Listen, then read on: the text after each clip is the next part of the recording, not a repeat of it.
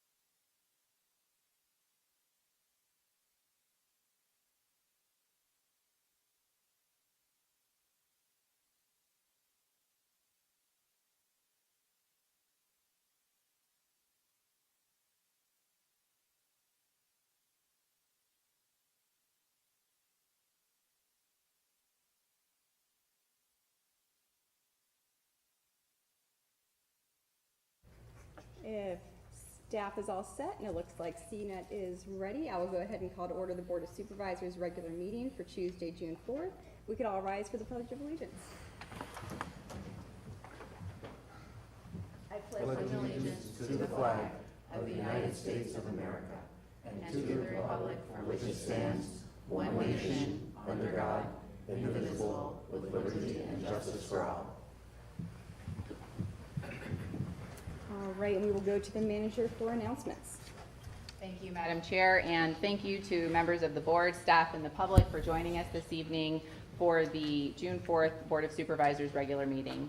This meeting has been properly advertised in accordance with the Pennsylvania Sunshine Act as a hybrid meeting with the option to attend virtually and in person here in the main meeting room. If you are in attendance virtually using the WebEx platform and wish to speak on behalf of an agenda item, please say your name, municipality of residence, and the topic you wish to speak on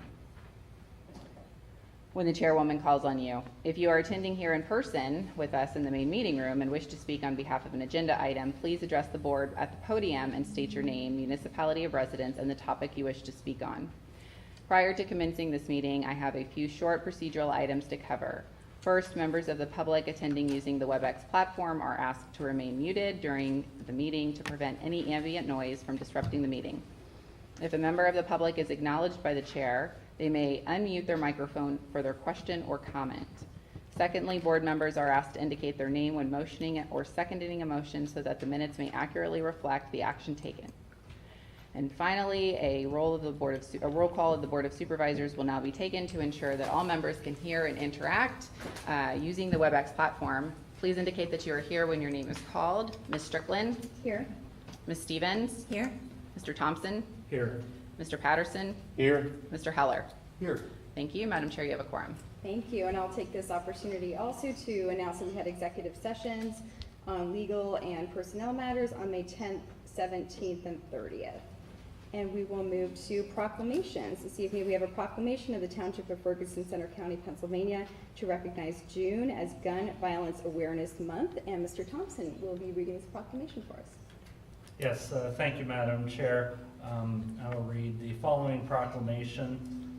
A proclamation of the Township of Ferguson to recognize June 2024 as Gun Violence Awareness Month. Whereas Ferguson Township has designated June as Gun Violence Awareness Month, and where every day more than 300 people are directly impacted by gun violence, while thousands of children are injured or killed every year in the United States, and where 4.6 million children live in homes with access to an unlocked or unsupervised gun, and whereas some of the deadliest mass shootings in America are lethal, designed to kill as many people as possible, as quickly as possible, and whereas Gun Violence Awareness Month was created to draw attention to this tragic reality and demand for life-saving change.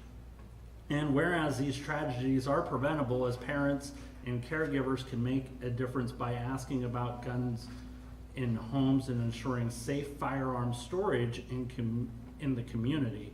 And now therefore, the Ferguson Township Board of Supervisors does hereby proclaim the month of June 2024 to be Gun Violence Awareness Month, and urges all township residents to recognize the critical importance of gun violence prevention and promote the practice of safe firearm storage.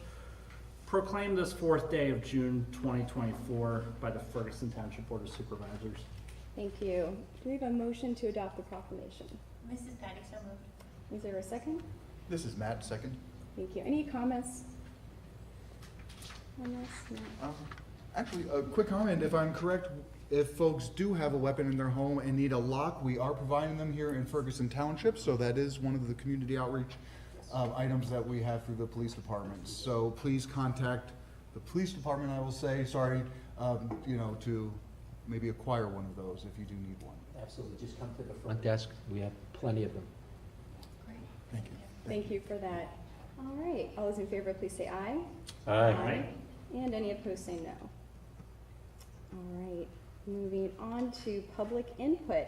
And this is an opportunity for members of the public to comment on any items not on tonight's agenda. Since we have a very full agenda, we'll ask everyone to stick to 5 minutes this evening. And if you have public comment, please make your way to the podium and provide your name and township of residence. At the podium, we'll do in the room first, and then we'll go to online. Yeah, so yeah, if you could make your way up to the podium, just give us your name and township of residence. Eric Scott, Ferguson Township.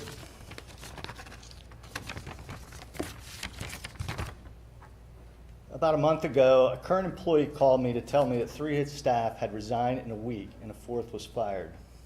I decided to email all of you about this situation. In that email, I outlined how 20-some employees had resigned or had been fired in the last 2 years and how that was abnormal.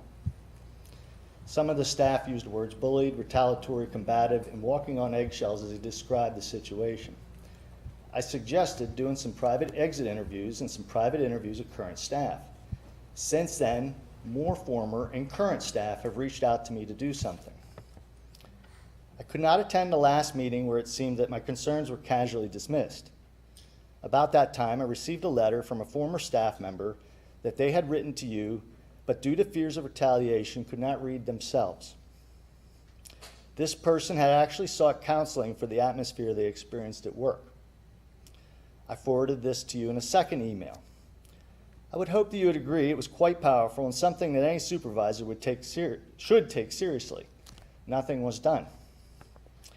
In a third email to the board, I outlined how employees were forbidden to contact the board directly and how staff operated in a fear of losing their jobs and/or retaliation if they say or question anything.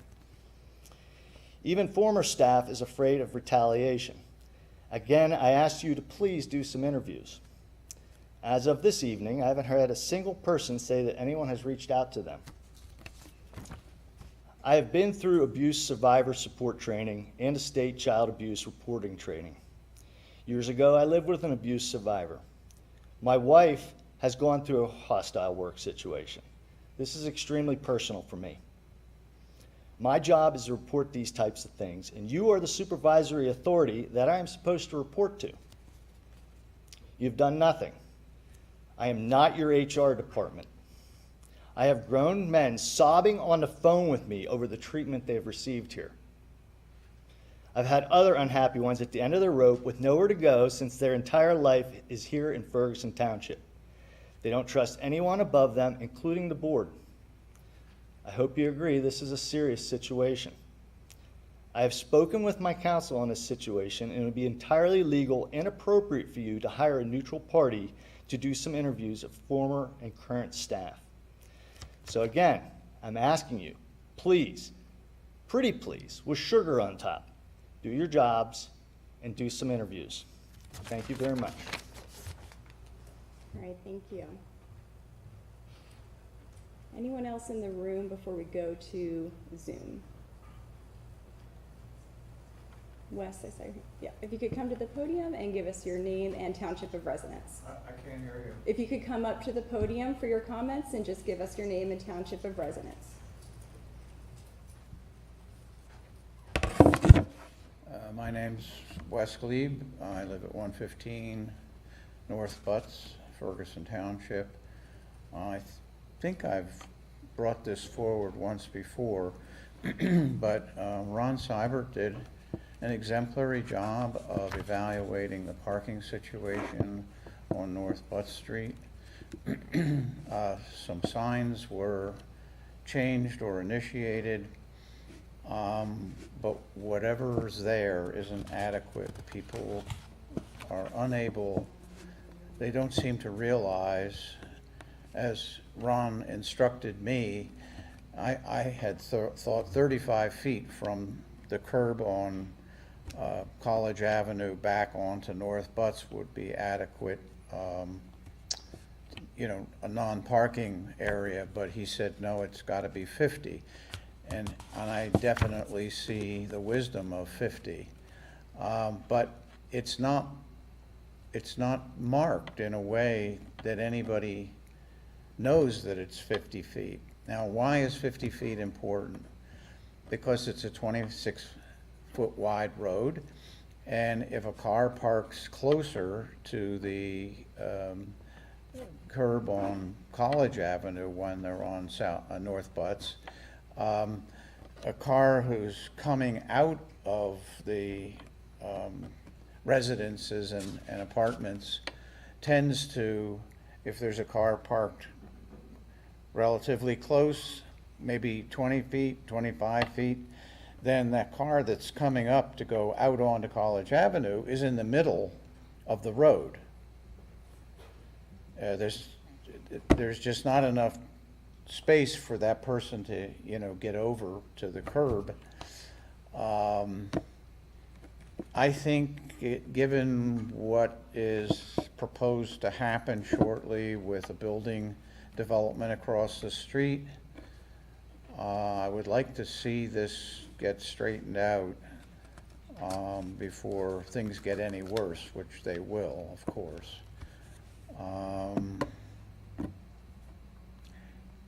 Ron said that he might paint, you know, like a yellow area of the curb to delineate that. That didn't happen, but it might be a good idea. I guess that's it. It's not a crisis. It's just that I see with the new building across the street proposed to get started, that's going to be a problematic area. So that's my plea. Thanks. Thank you. All right, anyone else in the room for public comment? Yep, if you could please make your way to the podium, provide your name and township of residence. Hello again. My name is Rhonda Stern, and I live on North Butts Street in State College, Ferguson Township.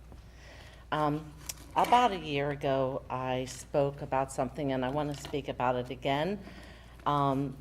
With new construction starting at some point. So this is about the Houts property, which abuts our house, Wes's house, and some other houses. That is owned by Penn State. In 2020, there was an agreement between Ferguson Township and the borough that would not be used anymore for a lay-down area. It had been a lay-down area for 4 to 5 years with a lot of noise, vibration, machinery. Oh, I'm so sorry. I didn't realize I had that on. No, I don't. I'm not sure whose that is. Okay. So Ferguson Township, even before the borough agreed not to use it anymore, Ferguson Township had said no more on Ferguson Township side. And then a letter was written to the borough, and I'll go into that in a second, where they agreed to it. So the agreement in 2020 involved no longer allowing the use of the property as a lay-down area. The use of the property as a lay-down area is not a permitted use in the Terrace Streetscape, or the West College neighborhood as it's now known as. It would be a nuisance according to nuisance standards 27703, and it's not consistent, having a lay-down area, with the stated intention of the West College neighborhood design criteria. Going to sum up the letters that were written. April 29th, 2020, and this was written by Steve Miller, Chairman, Board of Supervisors of Ferguson Township.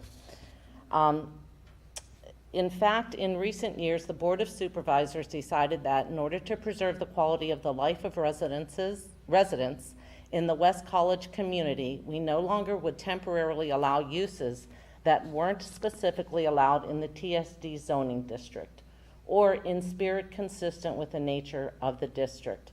A construction laydown yard, a heavy freight transfer, and resting place is not a use allowed in the TSD and is not consistent with the spirit of the TSD, a walkable mixed-use corridor of commercial and residential.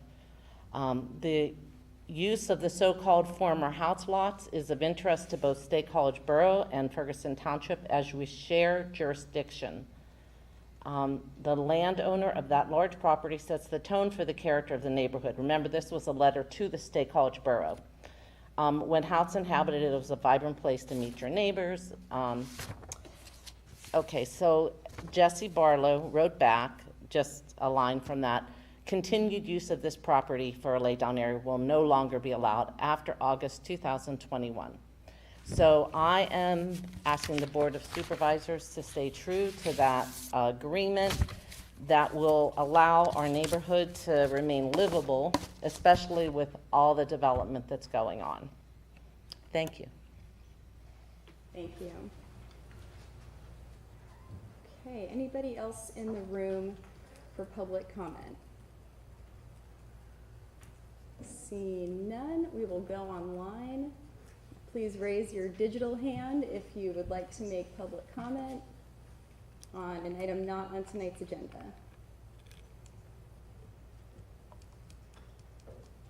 And I'm not seeing anybody. I'd seen one earlier. I'm not seeing any now.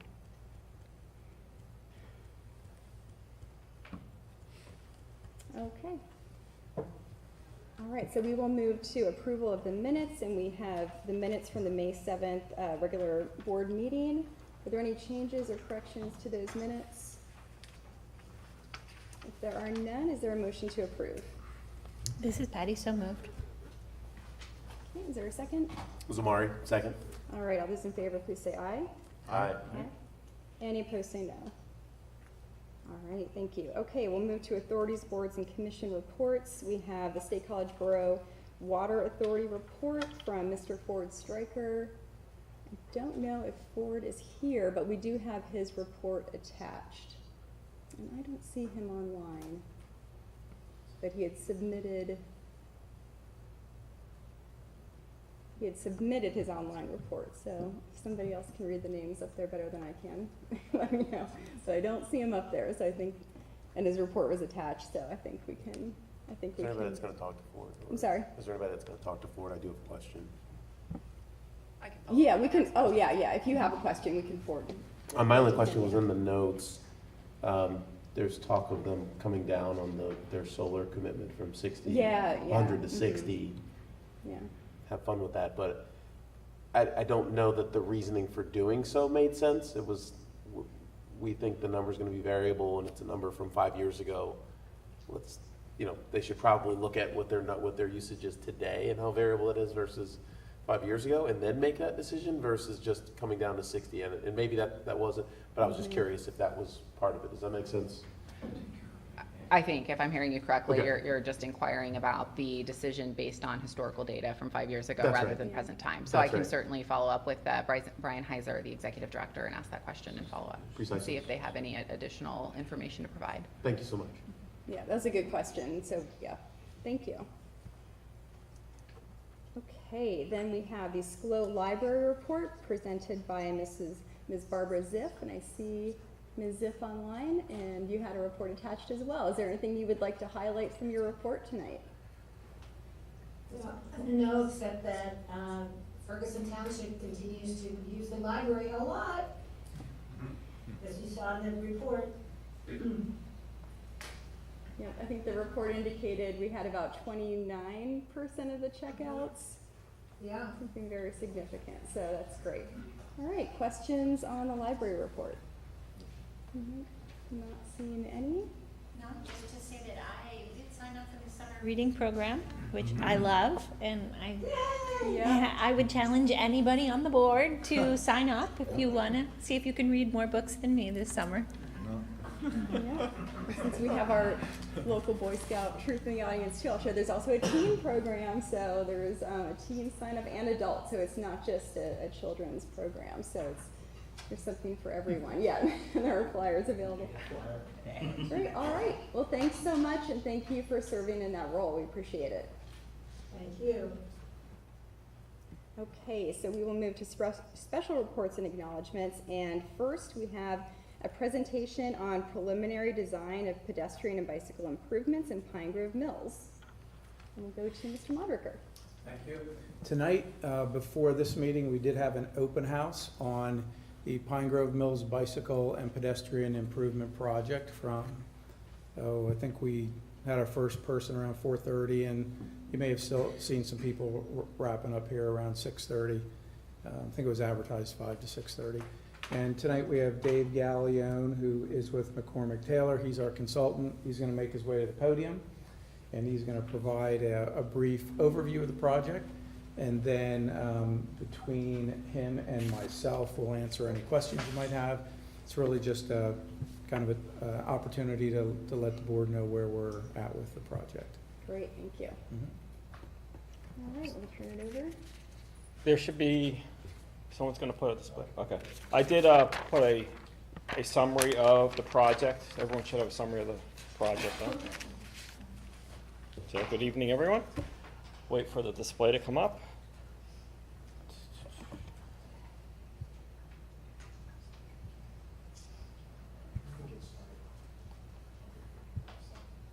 So basically the project is doing three things. It's adding a bike lane along 45 on both sides, adding share arrows in a different section I'll show on the map, and adding a sidewalk on Water Street. The bike lane is going from Ross Street to Deepwood Drive, the western Deepwood Drive. And how we're accomplishing this bike lane is we're widening the shoulder 1 foot. But we're also narrowing the existing travel lanes down to from 11 feet to 10 feet. 45 was originally built with two 10-foot travel lanes. Over the years, the white line just kind of migrated out and kept moving out and moving out. So they're going to get restriped to be 10-foot lanes, and then we'll widen the shoulder another foot. In order to do this, there's existing swales out there that drop off right off the edge of the shoulder today. So in order for us to accomplish this extra 1 foot of widening, we're going to have to regrade those swales within right-of-way. And those swales will be rock lined. The area between the edge of the shoulder and those swales will have a 2-foot buffer. So the bicyclist will have a new 5-foot shoulder with paint markings in the shoulder, signs, and it'll have a 2-foot buffer before the swale. Minor driveway adjustments will happen along the corridor, within right-of-way. The guide rail that's currently out there will be replaced. Basically in the same location, the vertical height will change a little bit. I don't know, okay, so where we're putting share arrows is where the west side of Deepwood Drive into the town of Pine Grove Mills, where the flashing light, and go up South Nixon Road, up to the crossing, the Nixon Road Trail crossing. Okay, in yellow is what I'm talking about. So I'll just back up. The orange shows the shoulder widening. There's a typical section on the top there. And the legend will show bicyclists in the shoulders with an arrow. The yellow section is the share arrows that will be painted throughout the yellow section of corridor. And then the third project is actually adding 245 feet of sidewalk from West Chestnut Street north to connect to the existing sidewalk that's out there today. Currently the project is around $1.2 million. It will be under construction next year, should be finished before Ag Day. Township currently has a grant of $700,000 for it. I guess you're going to seek additional grants to cover the difference. Anything to add? Oh, one thing, traffic control. Well, it will get taken down to 1 lane during the day while they're doing the work. And then at night it will be back up to 2 lanes during construction. Project schedule? It'll be under Finished. construction next year. Right, so finished design this year. As it stands, we don't have easement and right-of-way acquisitions necessary based on this design. So PennDOT will let the project. Correct. It'll be let in ECMS.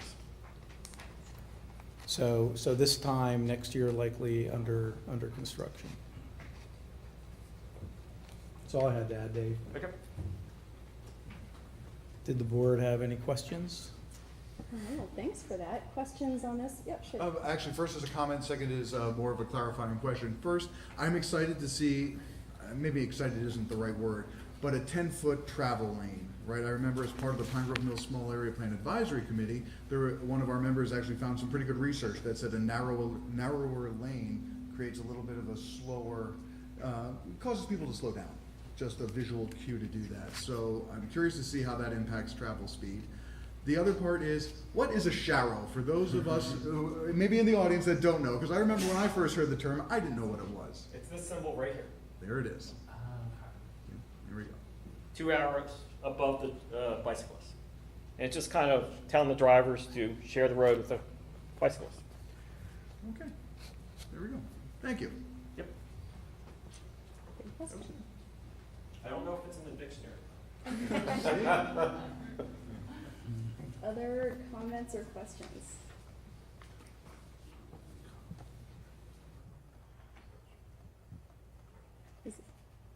Was there public comment, or? Because I'll invite you to come up to the podium. Yeah, yeah. And just give us your name and township of residence. My name is Kayla Coral. I'm in Ferguson Township. I just had a quick question on that. I think that's really great, but when you were describing a 10-foot travel lane, I'm a farmer, and my husband travels big equipment through there. So what is your plan for that? Because that is not safe to restrict our lanes any smaller than what they already are. Just a food for thought. So if you could answer that at some point for me, that would be great. Thanks, good comment. Yeah, we do have, sure. Yeah, if you Yeah, want. so you may recall on Whitehall Road, we had a project where we did some realignment and we installed some full depth wide shoulders. Now, we didn't mark them with legends, but I would suspect that farm implements that needed to travel 45 as needed would have to occupy some of that shoulder.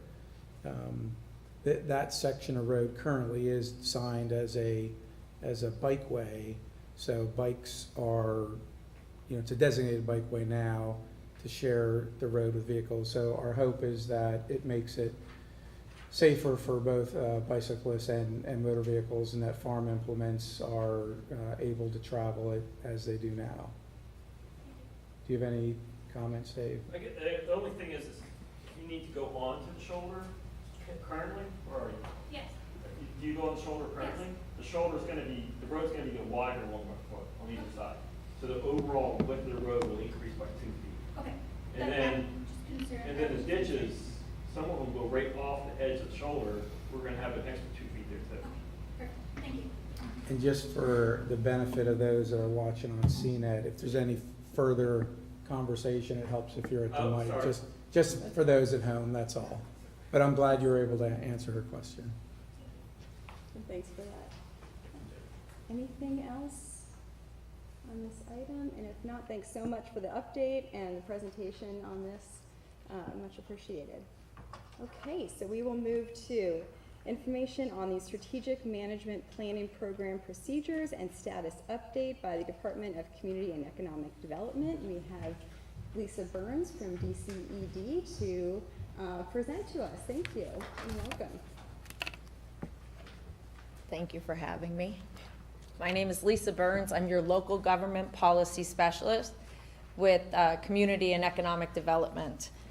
I met with Centrise almost a year ago talking about this plan and how it can help Ferguson Township with a strategic financial and operational 5-year strategy. The strategic management plan is referred to as a STAMP. Don't ask me why. There's no A in it. But it's referred to as a STAMP. It provides financial assistance to local governments to develop and implement a 5-year financial management strategy pertaining to your administration and your service delivery. You do not need to be financially distressed to be in this program. This program is designed to do a deep dive into finances and operation.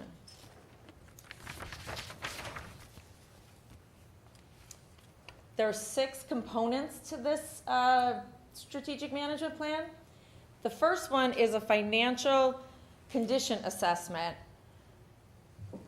This is all based on facts. There's no opinions, there's no questions, it's numbers.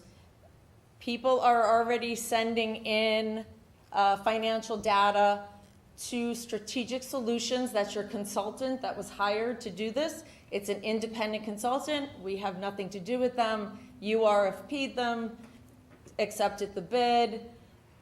They are strictly yours, so they work for you. They are gathering all the information and they give me an update on milestones.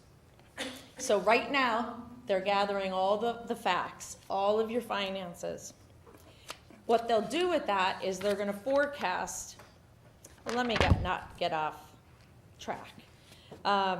They'll give you a multi-trend analysis, historical financial data, and assessment of current budget performances, and it establishes a realistic baseline of the historic and financial condition.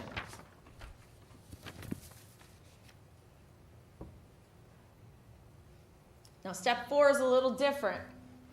This is a management audit. I heard somebody talk about interviews. A management audit is of all the major departments and operations.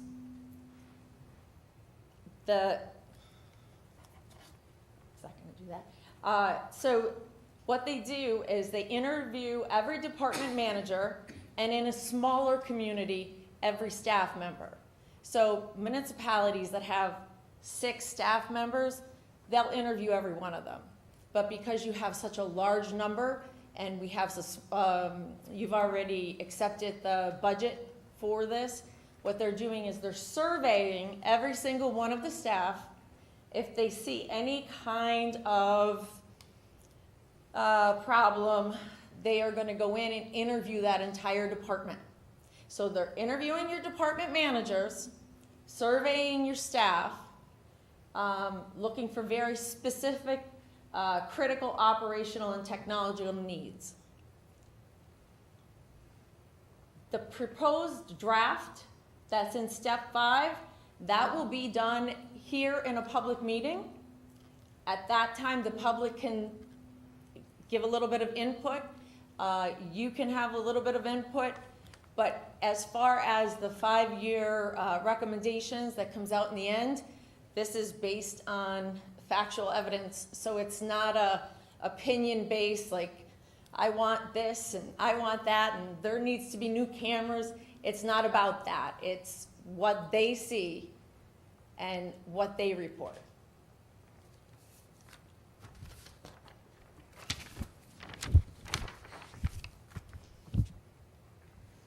The plan is customized to meet specific needs and critical issues facing local governments. The measures that a local government can take to effectively manage its financial position and achieve or maintain long-term fiscal and economic vitality. It's going to hopefully reduce your expenditures, enhance your revenue, implementing community and economic development strategies for a tax base to stabilize your tax base. And it's going to give you the adoption of best management practice.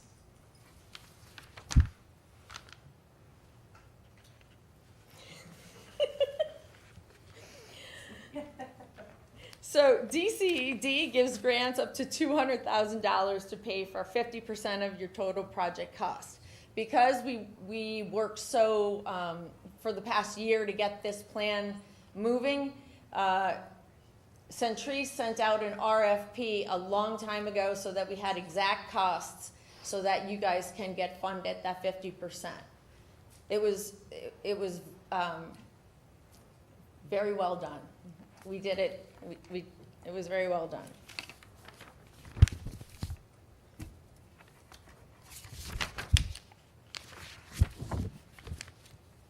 Okay, so the objectives: assist local governments in identifying, prioritizing, and addressing financial difficulties by implementing short and long-term goals and objectives. You guys really don't have financial difficulties. I don't think we're going to see a lot of that. Maybe we will, but again, based on facts and the information that is derived from you.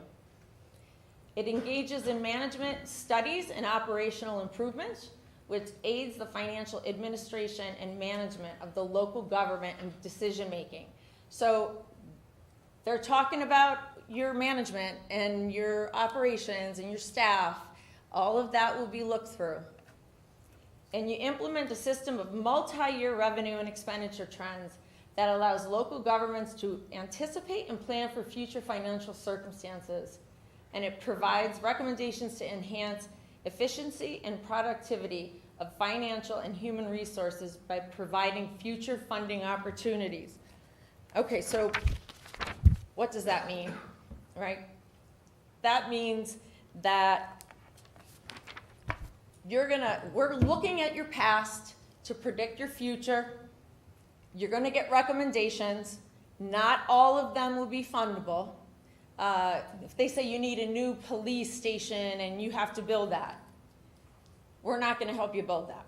But if they say that you need technology for the police station, we can give you half that money. We could do grants for implementation from up to $200,000. You can stack your things that you want, like you need new software in finance, you need something else in police. You could stack them all together for the $200,000 to make it like, so that you could do more in a year than, you could do 5 years of phases. So you could keep going back to your plan. That's your foundation. That's the bones of what you need. You keep going back to that plan and we will phase your grants. So phase 1 is this. Phase 2 will be whatever you guys decide that you need. Not all of these things will have a dollar sign attached. Some of them will just be, pretty easy, and it'll be like cherry picking. What it's not, you do not have to listen to anything that's on this recommendation. You're not bound to anything. I've seen some stuff that people go, ooh, we don't want to do that. You don't have to. No questions asked. And my supervisor is on the line. I think she's that caller. So if you have any questions for me or for her, we're here. If you pull up the next slide. So her name is Bethany Williams, and her information is there. I'm Lisa Burns. My information is there. Does anybody have any questions? Thank you so much. Questions? Sure, Margaret. Just on that, the funding part, is that 200,000 total or 200,000 per year that could be matched? It's 200,000 per phase. Per phase, 5 phases, 4 phases? Yep. Okay. You got Awesome. 5 years to work on this plan. I like it.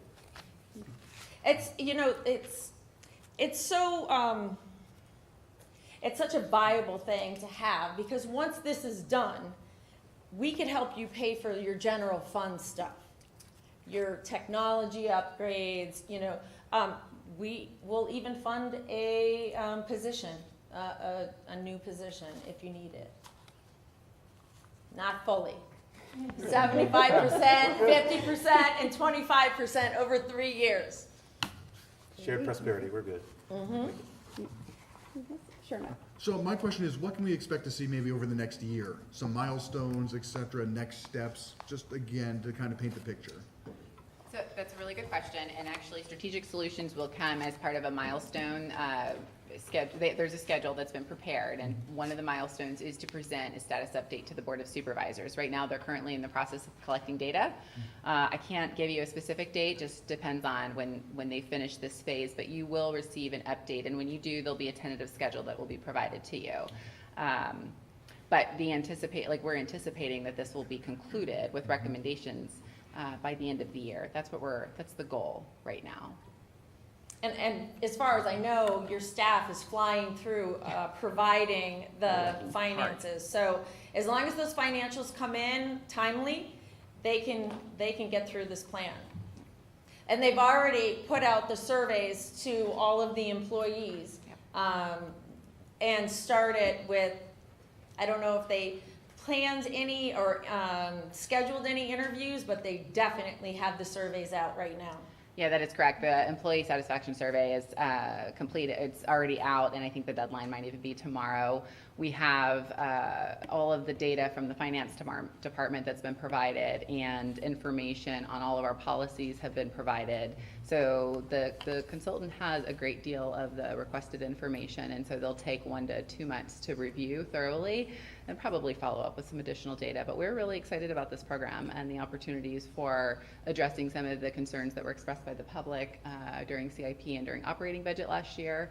And yeah, we have a great team. HR director is providing all those policies, finance director is providing all the finances, and strategic solutions, after reviewing the survey responses, they'll start to reach out and schedule interviews with our department heads, and then random selected individual employees, as well as the Board of Supervisors, and that milestone status update will be soon. Yeah, so she mentioned policies, Centrise mentioned policies and procedures. The only thing that's ever looked at is they review them and they see if you need to have them updated. And that will be in a recommendation, and we can actually fund that policy and procedure update up to 50%.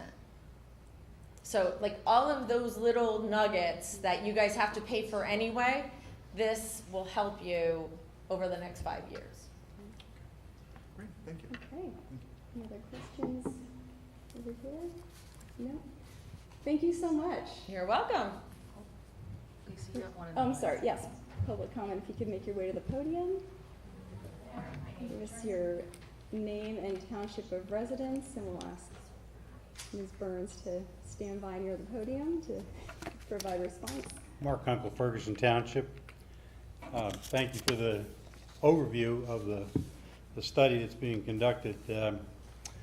On March 19th of 2024, I appeared before this Board of Supervisors regarding the contract to conduct this study under the DCED grant program for strategic management planning and 5-year financial plan.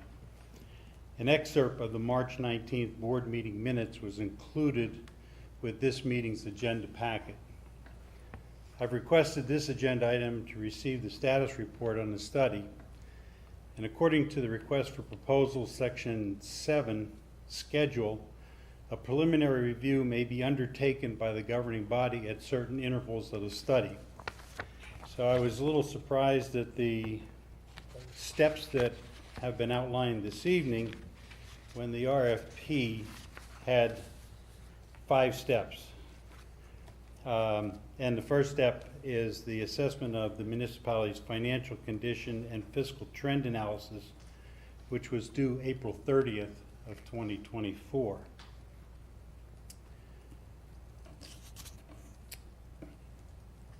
Has the board received any other preliminary report other than what you received this evening on that financial analysis based upon the April 30th deadline? So this is a presentation provided by Ms. Lisa Burns with DCD. Your requested agenda item is actually set further in under new business. Oh, well, I apologize because it appears as though this was moved forward. Yeah, so the citizen agenda item request is on the agenda, but later in the meeting. Okay, well, I didn't see this presentation on the agenda, so I assumed that this was being moved up. I apologize, and I'll be back at the end of the meeting. Okay, thank you.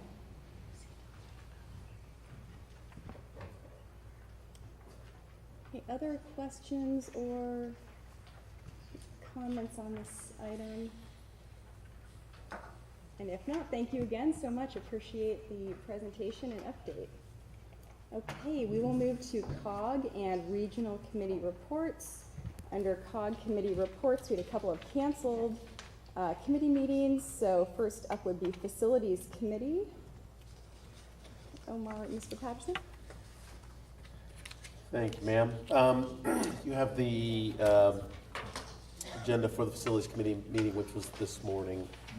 Just a few outputs from that meeting. Number one, there's a couple of grants in the works from a COG perspective, looking at some retrofit and energy efficiency grants. The committee, no vote, but certainly everybody there was consensus around the room for COG staff to go after those grants.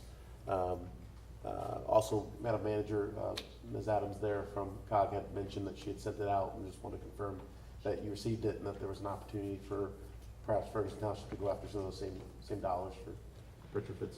So I did receive the email, yes, and at this point in time, really a review to see what, if any projects would currently that we have on the work plan that would align with that, and so we are reviewing that, and then we will pass it along to the appropriate department head for their consideration. Fantastic. Thank you. Thank you. Secondly, there was a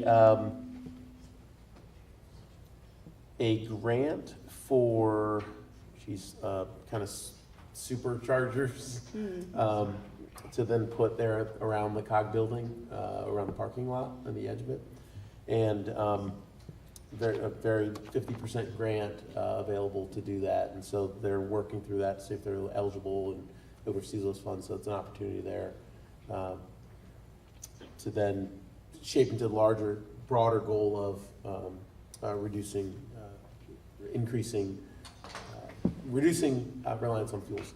And then thirdly, the parking lot is worse than we thought, than the COG staff thought. And so there's likely going to have to be a need to pull that. We thought maybe another year or two in the CIP for COG. They may need to pull it a year or two to perhaps next year. It's got some pretty bad areas, and if it gets worse, they'll have to do more expensive work to that parking lot. So just an update for you guys, if you can see it in the new CIP that's coming out soon, that those parking lot dollars would have been pulled left. Okay. That's all I got for you. All right, questions on facilities? My question actually related to the charging stations and the parking lot. Was there any discussion about the grant maybe helping out or supplementing some of the parking lot refurbishment if they have to redo the pads or anything for those charging stations? Yes. Okay. So if they can get the grants at the same time, they're going to try to time that well. Perfect. So that grant dollars can go toward kind of some of the parking lot stuff. So one of the nuances with that, the swale that exists that they have to do work to anyway, they just need to dig it up a couple more feet and they can put all the conduit and the line running right from the electricity box, whatever that's called, all the way underneath, all the way down that swale. So there's some good kind of thinking and engineering around that to make it a seamless project. I thought there was some issue with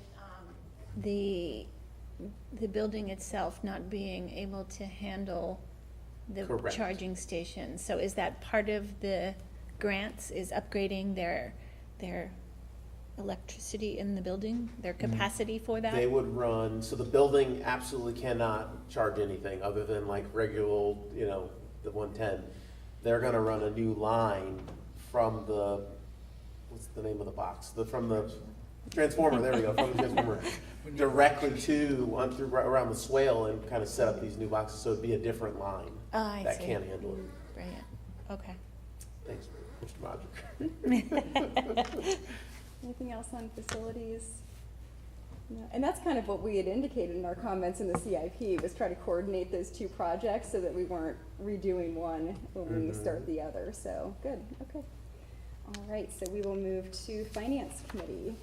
Matt. Yeah, so our meeting did not happen this morning, but rather nearly a month ago. So we have our next one coming up next Thursday. A couple of the highlights from that meeting, though, that happened in May, were we reviewed the formulas that are used for COG that go out to the different municipalities to figure out our shares. And as we've discussed previously, right, Ferguson Township has the lion's share of a lot of the investment of COG. We pay more than other municipalities. So that was brought up, we discussed it. Some of the formulas, as I understood, there was some question as to when they were first developed. It seemed maybe as early as 2009, taking into account assessed value, census estimates, and earned income taxes. There was a question around the census estimates, with College Township having large influx of students, how they're counted, how they're not counted, etc., and what that can do to the formulas. So staff at COG is actually going to be running some scenarios that include student populations to see what that does. And I'm approaching this from more of the equitable standpoint. Is it equitable the way that this is working out? So more discussions to follow after that. But I would say that was probably one of the highlights from the conversation that we had, just looking again through the notes. All right, thank you. Questions from Matt on Finance Committee? All right, thank you. Okay, looks like climate action was canceled, so Public Safety Committee. You all met. The only main highlight was just the change to the Penn State formula for calculation there. So there was, I guess, an agreement a long time ago, kind of a handshake and a nod and a wink, and now it's kind of formalized at a number that kind of fits with the usage. So a boon to the municipalities that have been footing likely more than their fair share. Good. Questions on public safety? Oh, I have to do a plug. We also did a tour of LifeLink last week, and it is. I will note that it is sad that that organization is, has to constantly every year have hat in hand going around for funding when they're literally first responders when people are injured or sick or what have you, when there's an emergency. It just doesn't make any sense, and I'd like to, as a board, at some point in the future, take something up to at least be a small something in changing the way that works. It's not acceptable. Mm-hmm. Thank you for that. Okay, any other comments on public safety? Okay, and CRPR authority will have up next, and executive committee. Nothing further to add other than, what all we discussed through general forum a few weeks ago, or about a week ago. Questions on executive? Not seeing any. Okay, all right, well, thank you. Okay, we'll move to other committee reports, and we have the Parks and Recreation Authority report presented by Mr. Corey Gracie Griffin.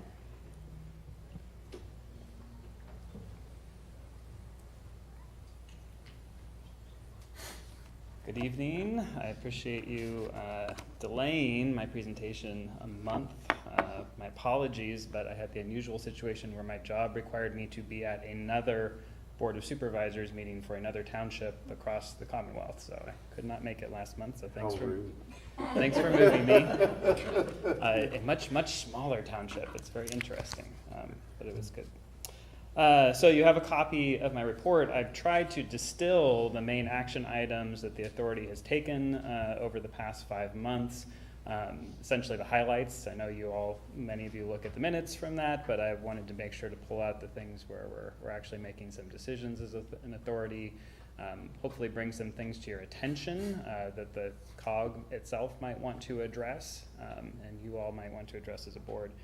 I think in our first meeting, the main action we took there was to reduce the amounts of scholarships offered for Parks and Rec programming during the summer. Previously, the scholarships were given at 100% to cover the full cost of that. The staff requested that we reduce that down to 75%, both due to a almost tripling in number of requests in 2023, and they expect that same number this year, as well as, and I think this is the bigger issue, an uncertainty in the funding mechanism that's currently used to fund those scholarships. It's mostly through the money they make from the 5K run and other things. It's not actually built in to Park and Rec's budget right now, or is potentially tacked on to another fee that we charge and put some of that money aside. That was briefly discussed, but we haven't taken any action on that. The February meeting, there was a long discussion about MS4 credits. So Trout Unlimited is doing a project to restore Slab Cabin Creek that goes through Millbrook Marsh. So we have this very complicated situation where we're giving Trout Unlimited the authority to do this project because we are the leasee, but we are not the owners of the land. And as a long discussion played out, that the owners of the land actually get the credits, which is going to be Penn State. Penn State doesn't need any MSS4 credits right now. In fact, they've been selling them off to other municipalities to meet their needs. So I asked the question, why? Like, this seems like it could be a revenue for the folks that are actually doing the work. But that also ended that conversation there with just, this is the way it's going to be. So I wanted to let you all know that, given the conversations that I know the board has been having about MS4 credits. The main bulk of our conversation over the last few meetings has been the Whitehall Regional Park all-season pavilion. I think, as you all know, because it's bounced back and forth between the authority and COG, that there is a remaining balance on the loan that we took out to do the project. And there's been several conversations about what to do with that roughly $237,000. It's, after many conversations, it is the authority's unanimous recommendation that we use that for the all-season pavilion and not other projects. Mainly for the reasons that we actually already have an existing grant that we need to use to spend on that, or we have to give the money back, and we do not want to tick off DNCR. We also have a pledge for almost $200,000 private donation for that pavilion as well. So we think this is the best use of those funds, rather than there are other projects we could have spent it on, but this would not have covered the total cost of it. And we have matching and other funds to complete this project. The one issue I will bring up, and it is a concern that I have raised, that is that the loan extension only goes until June 30th of 2025, at which point, if we have not spent down the money, it goes away. My concern is that we are going to start a project that we are not going to be in a place to spend down all of the money before that deadline, and then the COG will be on the hook to figure out how to cover the difference.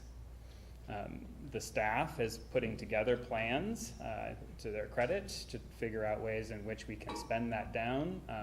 One of them is shifting to a prefabricated pavilion.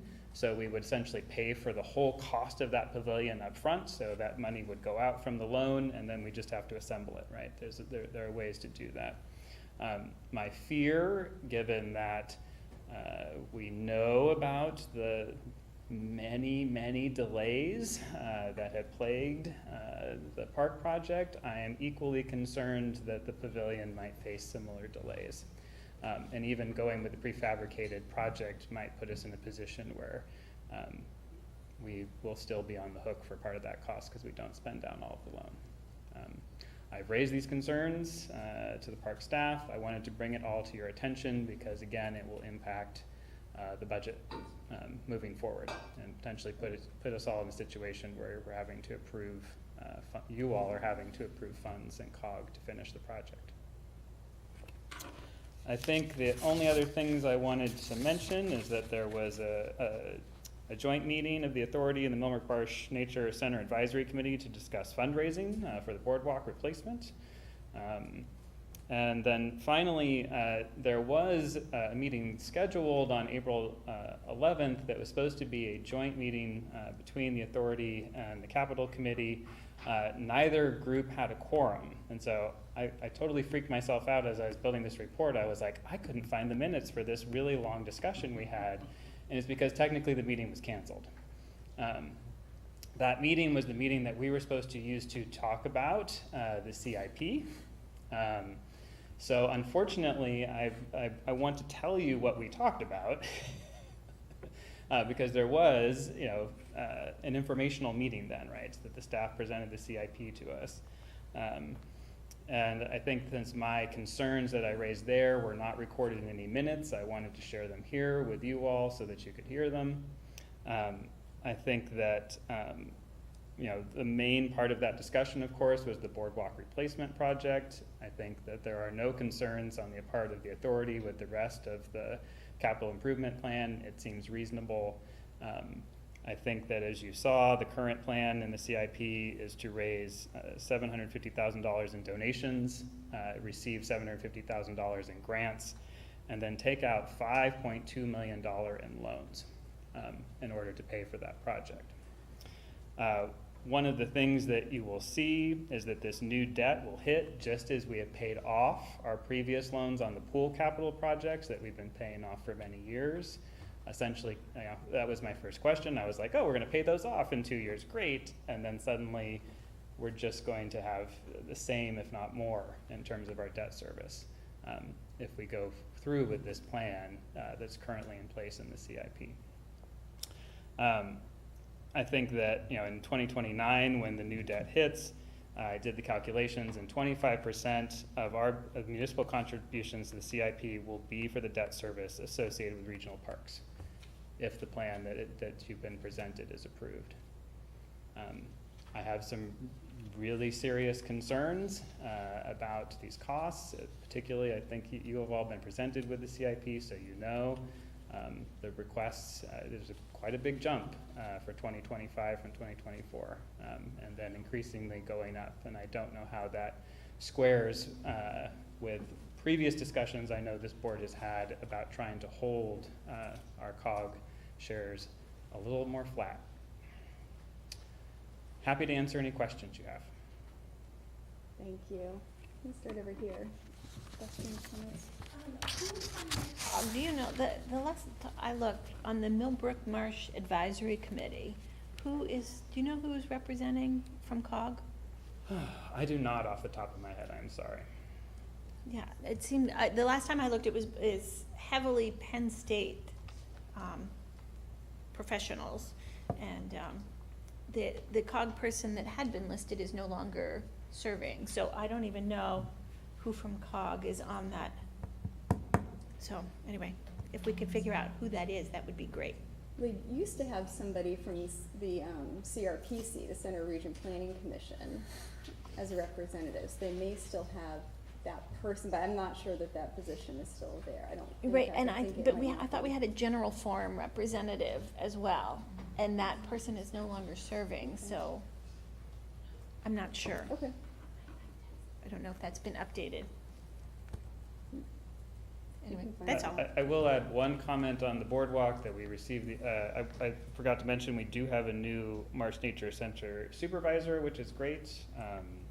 Greg Kohler, I think we're very lucky to have him. He's got a lot of great experience in his previous positions, and I think he'll be really good. But unfortunately, his first announcement to us was they had to close more of the boardwalk down, because it is in disrepair. It's failing, yeah. Thank you. Thank you for that report. Jeremy, anything? All I had was when I was on the Center Regional Planning Commission, we technically vacated our seat Okay. from Millbrook Marsh. Just couldn't get anyone to fill that. So Patty, I do have the list of current members on here. Okay. Who's from General Farms? Yeah, I don't On the recall surface, there being it does not other- look like anyone representing General Forum. Alright. But it's a good point, so, we'll, I guess, leave you with that feedback too, to encourage, since we lost the CRPC representative on there, to get somebody else on.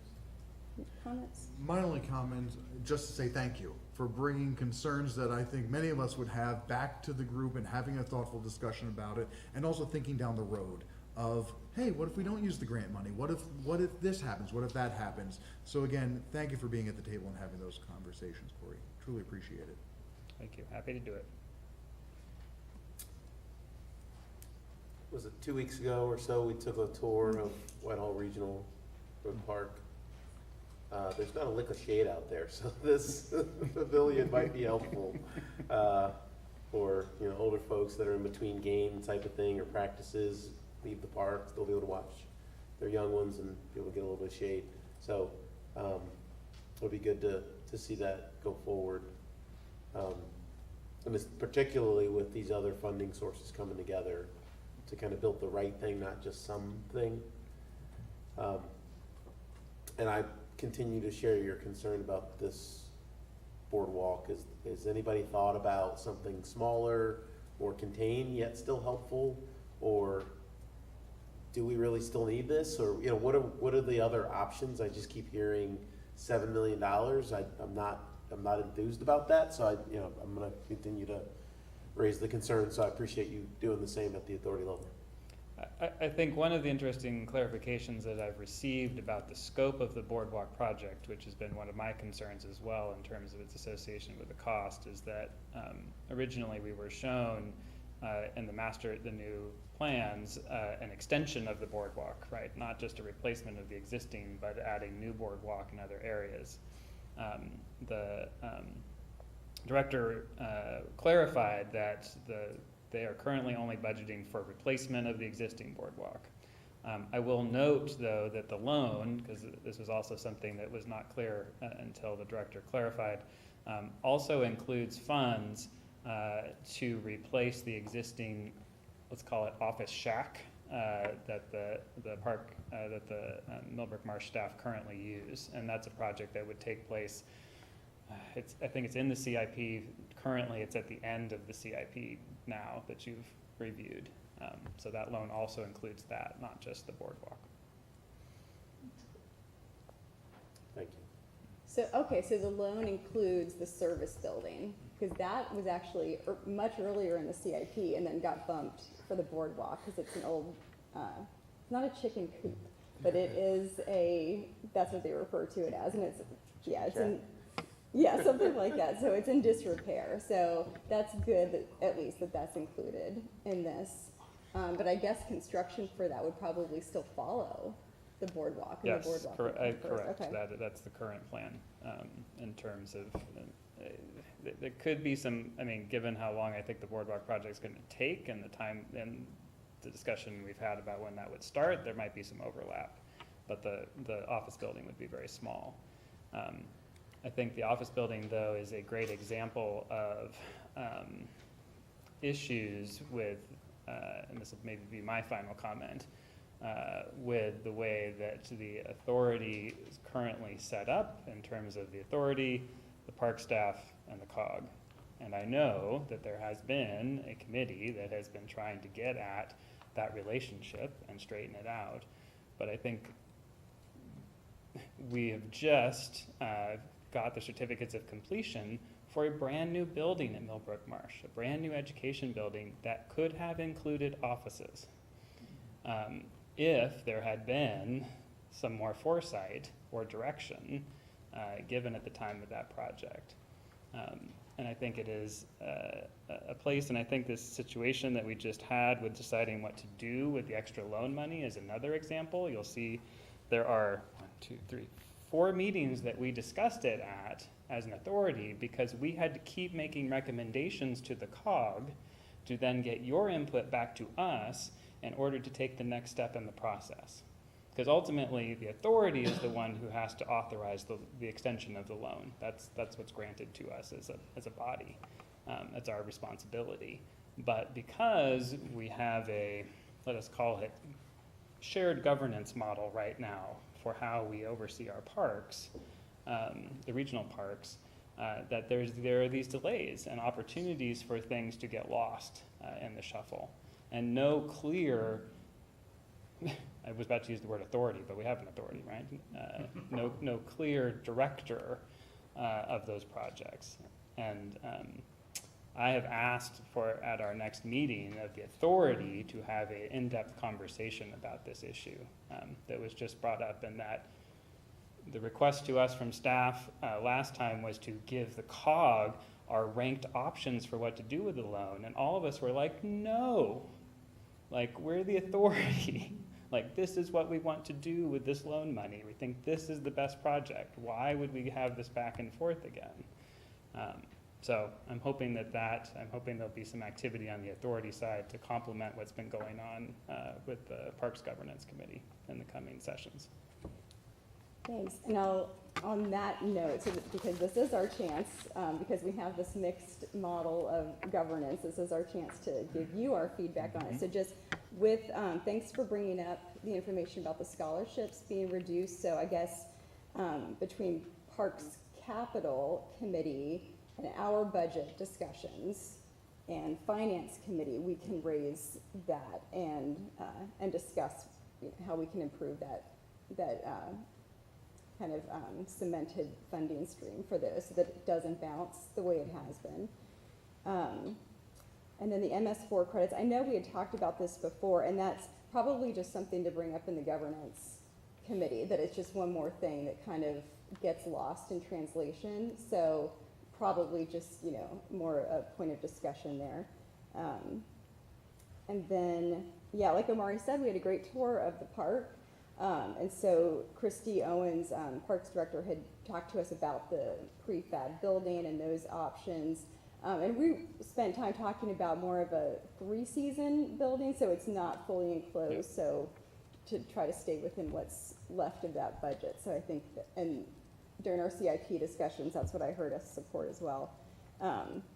Also during our CIP discussions, we echoed everything you were saying about the boardwalk. And so I think as that comes up again, let's just keep having that conversation. We had, in our comments back, we had included several different options. So, a guaranteed grant match, something like that, maybe a firm amount of how much we'd contribute. So we had some different things. And the other thing is, I'm wondering, at General Forum, we did approve the facilities plan, long-range plan consultant. And so some of these things will probably fall within that. So whatever decisions can be held off until that process starts would probably be best, so that we don't fall into those same issues that we're having with the offices. So I guess that goes back to facilities, to consider some of these things as that long-range plan with the consultant starts. That's it. That's all I had. All right. If there is nothing else. I have one to go back. I know the 75% versus 100%. I think maybe could potentially tiers to think about, because there should be no child that gets kind of left out because they can't afford it. That's, I'm for sure scholarships. Yeah, but I think if it's like, there's some families that are just on, the budget's razor thin, and there isn't that $15 for this program, that, maybe we can find some way to help those families. And I will say that the director was open to making exceptions where she could, because that was exactly the point that I made, that we might actually find that those families aren't even applying now for the scholarships because it doesn't cover the whole cost, and we might not know, you know, I really wanted some reporting back after this year to see how the change in the structure of the scholarships affected who applied, how many applied, you know, I'm hoping that I'll have information next year, to share with you about that change, but I'm also hoping we can change it.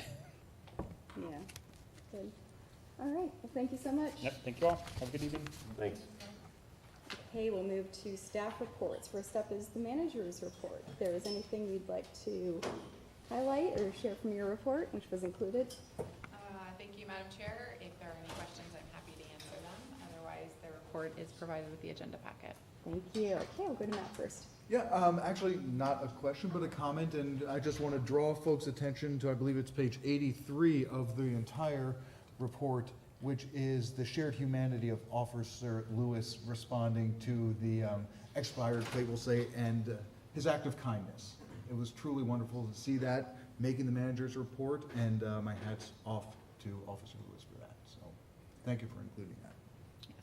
Yes, my pleasure. I agree, and it was a very well-written press release also, and that got around too, so I saw it in a few different places, so thank you for that. Of course. Okay, go ahead. I was gonna also say, I think included in your report was also the memo, or email from a resident, in a hurry, trying to get to a doctor's appointment, trailer stuck under their car, they couldn't get it out, and our Public Works Department, on their lunch break, was kind enough to help them out and get them on their way.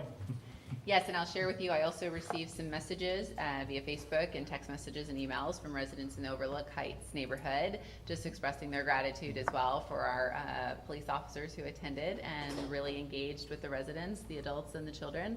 And there were just a ton of praise and expressed support for all of this level of engagement. So yes, I enjoy providing you with those reports to highlight all the great work that's being done. Great, thank you. Anything else? There's no other questions. We'll go to Planning and Zoning Department report, which was included. If you have anything to highlight from Planning and Zoning. It was compiled by the planning and zoning staff, so. Great, thank you. Very thorough. All right, any questions on anything in there? I do. Some of the plans that are under review, is there good kind of back and forth communication to kind of get them through the process? We're, go ahead. So I'll go ahead and chime in and Christina, please feel free to chime in as well. So we are actually in the process of kind of reassessing and evaluating our process for engaging the Planning Commission. John Trant with Strategic Solutions, he's providing some support during the interim while our planning and zoning position is vacant. And so we are, really bringing to the forefront the land development plans while they've always been in the memo provided by the Planning and Zoning Director for review by the Planning Commission.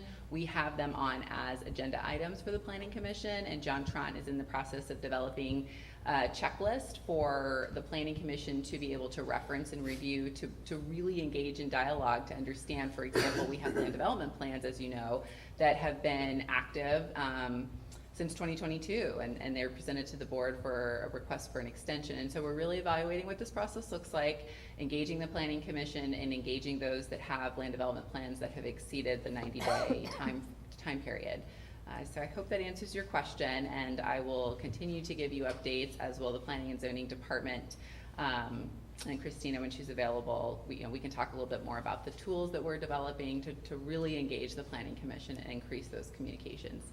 Do you have anything else to add, or if you want to expand on that, please? I mean, we are in regular contact with the applicants or the engineers who act on behalf of the applicants. And there are issues on their end they're dealing with, and generally some of these things take time, like going to zoning hearing board, or waiting on an NPDES permit, things at the state level that they're waiting on. So there's litigation with a few of them. So there are issues that delay and cause these plans to sit for 2 years. So we try to work with them as much as we can, but at the same time, we want to push it forward, as Centrise said. Well, thank you. I appreciate that. I just want to make sure that staff is getting the support they need, and our customer is getting the support that they need, right? So just let me know where I can help there. We can help in kind of keeping things moving. Thank you, thank you. Thanks, it's a good question. I think, just remembering from the planning commission side, I just really appreciate the look at, just efficiencies and streamlining of the reviews, and I think it's great, these steps you're taking towards some good standard operating procedures. So, good questions. If there's no other questions on that, we'll move to the Public Works Director's report, which was included. My report's attached. I don't have anything to add. I can answer any questions. Questions from Mr. Modricker? Yep, go ahead. The power purchase agreement, I think it's been like 2 months that this thing is like coming out soon. Do you have any idea like what day or? I don't know what day. I don't know if our solicitor has any more information, but I did attend the last working group meeting. I know there's another working group meeting on the calendar. My report says the terms of the contracts from all parties have been agreed upon, but I know that the solicitor has been involved in some of that final input to finalize documents in an acceptable form.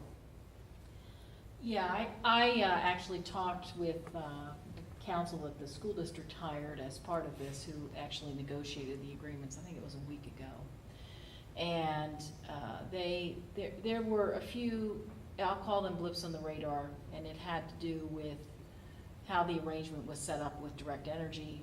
If you recall, we've got multiple players here. That ripple has been addressed, but it will have no pun intended, a rippling effect into the agreements, because there'll be some changes that we'll have to see. My understanding is that is in process. What we're waiting for is those documents to come back. I have given all of my comments on the MOU back to, I believe, I don't know, Dave, if you got a copy, but I believe I copied Centrise and Amy and John Franick, the three of you being my clients, so you could see the comments, because there are things that, ongoing obligations with the consultant that need to be vetted out in that MOU, so that whatever that committee is can work directly with the consultant to handle things. So that's out there. And the last item, which is going to be very helpful, is a closing checklist that council is providing to us, so that when you get the set of documents, when Dave gets the set of documents and sits down with Centuries, they're going to have the whole package. We're not going to piecemeal these. And that was the recommendation that I made back to the working group. You've piecemealed these thus far. Let's get one package so you have one set of documents to review and then approve. I would say it's June 4th. I would say July, probably, before you guys are going to see those. That's my guess. Just because I know what happens in the summer and people get busy and, yeah. Mm-hmm. Thanks for that. Did that answer your question? I'm sorry. It did, Okay. yeah. Last I recall, 2 months ago, there wasn't really any urgency. There wasn't anything waiting on these documents yet. Maybe there will be soon. That was this weird kind of, it's okay right now, but maybe later type of a. The interesting part about the urgency, I think, is more that the folks who have piloted this project would like to get it done and off their plate. The project that's slated to provide us with power in Walker Township has not yet submitted any plans to the Center County Planning Agency. So we will, and I say that because they will have to submit a land development plan from Walker Township that they will review, and then, I see Dave in his head, the number of days that you and Christina, that they have to review that and all the pieces that go through and so forth and so on. So I think it's important for us to get our piece done, but from my perspective, I don't think, if it's that urgent for Prospect 14, which I think is the developing entity, I would hope that they would be doing these other things along with it, because that's, the longer they go in that planning cycle, the harder it's going to be for them to meet that 2026 deadline. I mean, just realistically looking at other projects across the Commonwealth, and because it's not just the planning agency, it's really the MPDS review, and and you just talked about, you asked the questions about plans. I mean, you approve plans on a regular basis that have the usual technical comments, and a lot of that is get your MPDS done and get your PennDOT permit. The problem with those state agencies is your staff and or the developer and their engineers have no control over those timelines. They don't have a time limit as we do under the MPC. So we got to process things, but then they can hang out there. So I worry about that, the other end, as opposed to getting the agreements done. But we'll get the agreements done. Yeah. Sure. Okay, thank you. Thanks. And what I'd anticipate is we'd have a meeting of reviewing and being updated and Q&A on everything, and then a following meeting where we're deliberating and deciding on that. So, so it's probably August, maybe, would be earliest. We'll try to get it to you sooner. Yeah. That's all I can say. But the ball's in their court. That's Right. all. My job is to keep the ball in somebody else's court. I think my other question, Dave, was there's the new tool public site on the website you can click on, and people can enter their issue or thing that they'd like. Are you getting anything for Public Works through that tool? I've gotten a few. Okay. Not as many as I may have expected, Okay. but a few. I think when I reviewed this at our leadership meeting, I think there's other departments that are actually getting more comments on that than Public Works is. Yeah. Interesting. I've seen a lot of roadkill lately. But okay. All right. So presumably, there's no residents are okay. There's nothing. Well, or is there calls that they're getting? There's other mechanisms for residents to contact us also. So we might get things through Constant Contact or some of the other links that are on our current webpage, or phone calls or emails.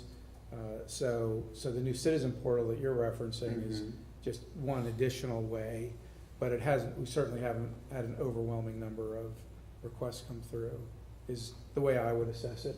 I'm looking at James and Centrise. Yeah. Is that a featured item where he's getting 4 different places or some number of places to get folks to reach him? Is that a eventual, everything's going to go through that citizens portal for the most part? Or well, it'll depend, really. I mean, it's a good question. It's something that we even discussed as part of our conceptual, discussion of the idea for the citizen portal.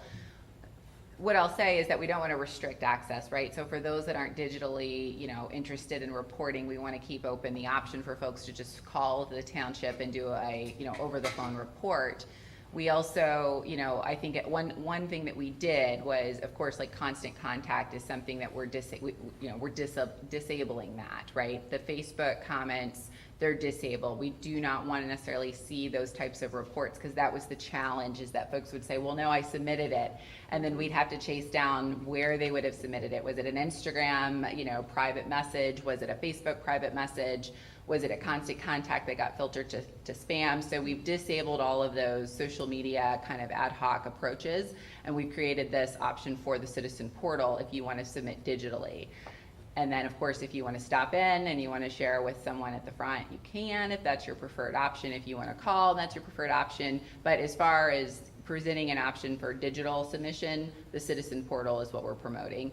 And I think, Dave captured it well in that we were possibly anticipating a higher number of public works items, but we're seeing maybe a little bit more ordinance enforcement items. But I think the whole purpose of the pilot program is at the end of the year is to run a report and really assess where are we seeing this predominantly used, how might we do a better job of promoting this as a tool, and really learn more about what we weren't even expecting, or to determine how we can raise education and awareness about the use of the tool. So more to come, and at the end of the year we'll provide to the board a report as to how this really kind of shaped up and determine next steps and how we utilize it. So.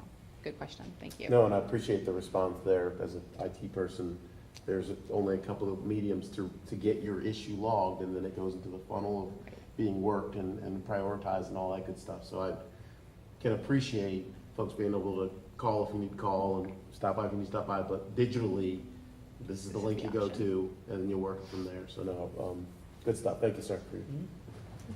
I'd like to start, if possible, kind of to start seeing those metrics. I don't know if it's a broad in the manager's report about the metrics in there, or something a little bit more nuanced between the departments, but I'd love to start seeing that stuff and kind of how we're triaging and working it and in progress done, and just kind of seeing the flow there. Yeah, so we'll talk a little bit about what that might look like.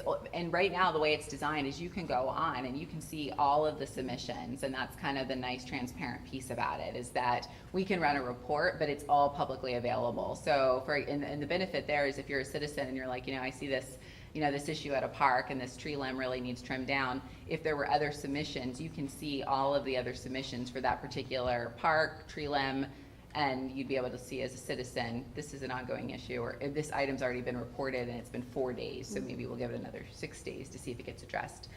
So it is publicly available to see all the submissions, and of course, staff will look and see like what that metric might look like and how we can give those reports frequently. Yeah. Thank you. Anything else for Mr. Moderator? Not seeing anything, so thank you so much. So we'll go to the Chief of Police report. Yes, you have the report in front of you. You could see that there was significant community relations activity. And recently I'd rolled out a new program, a new initiative called the Park Walk and Talk Program, where the officers park their vehicle in a neighborhood, exit, and just organically engage the community. Most of this engagement is in the parks where you have as many people as possible. And I've had great enjoyment in Bristol, Greenbrier, all the different neighborhoods, just parking my vehicle and engaging people, either mowing the grass or just sitting on their porch, and it's been very, very positive engagement. So it's a nice initiative to break down barriers, build that trusting relationship, and it's I think, a worthwhile initiative. So I'm very pleased to announce that. All right, thank you. Questions for Chief? We can start over here if there's anything. No. Anything? I'm a big proponent of the community outreach, so just want to say thank you. All right, well, thank you so much. Okay, so we will move to unfinished business. First up, we have an update on the organizational assessment recommendations with the manager. Thank you, Madam Chair. So at the regular meeting held on Tuesday, June 7th, the Board of Supervisors approved Tuesday, June 7th, 2022, the Board of Supervisors approved funding for GovHR to conduct an organizational assessment of the township's operations.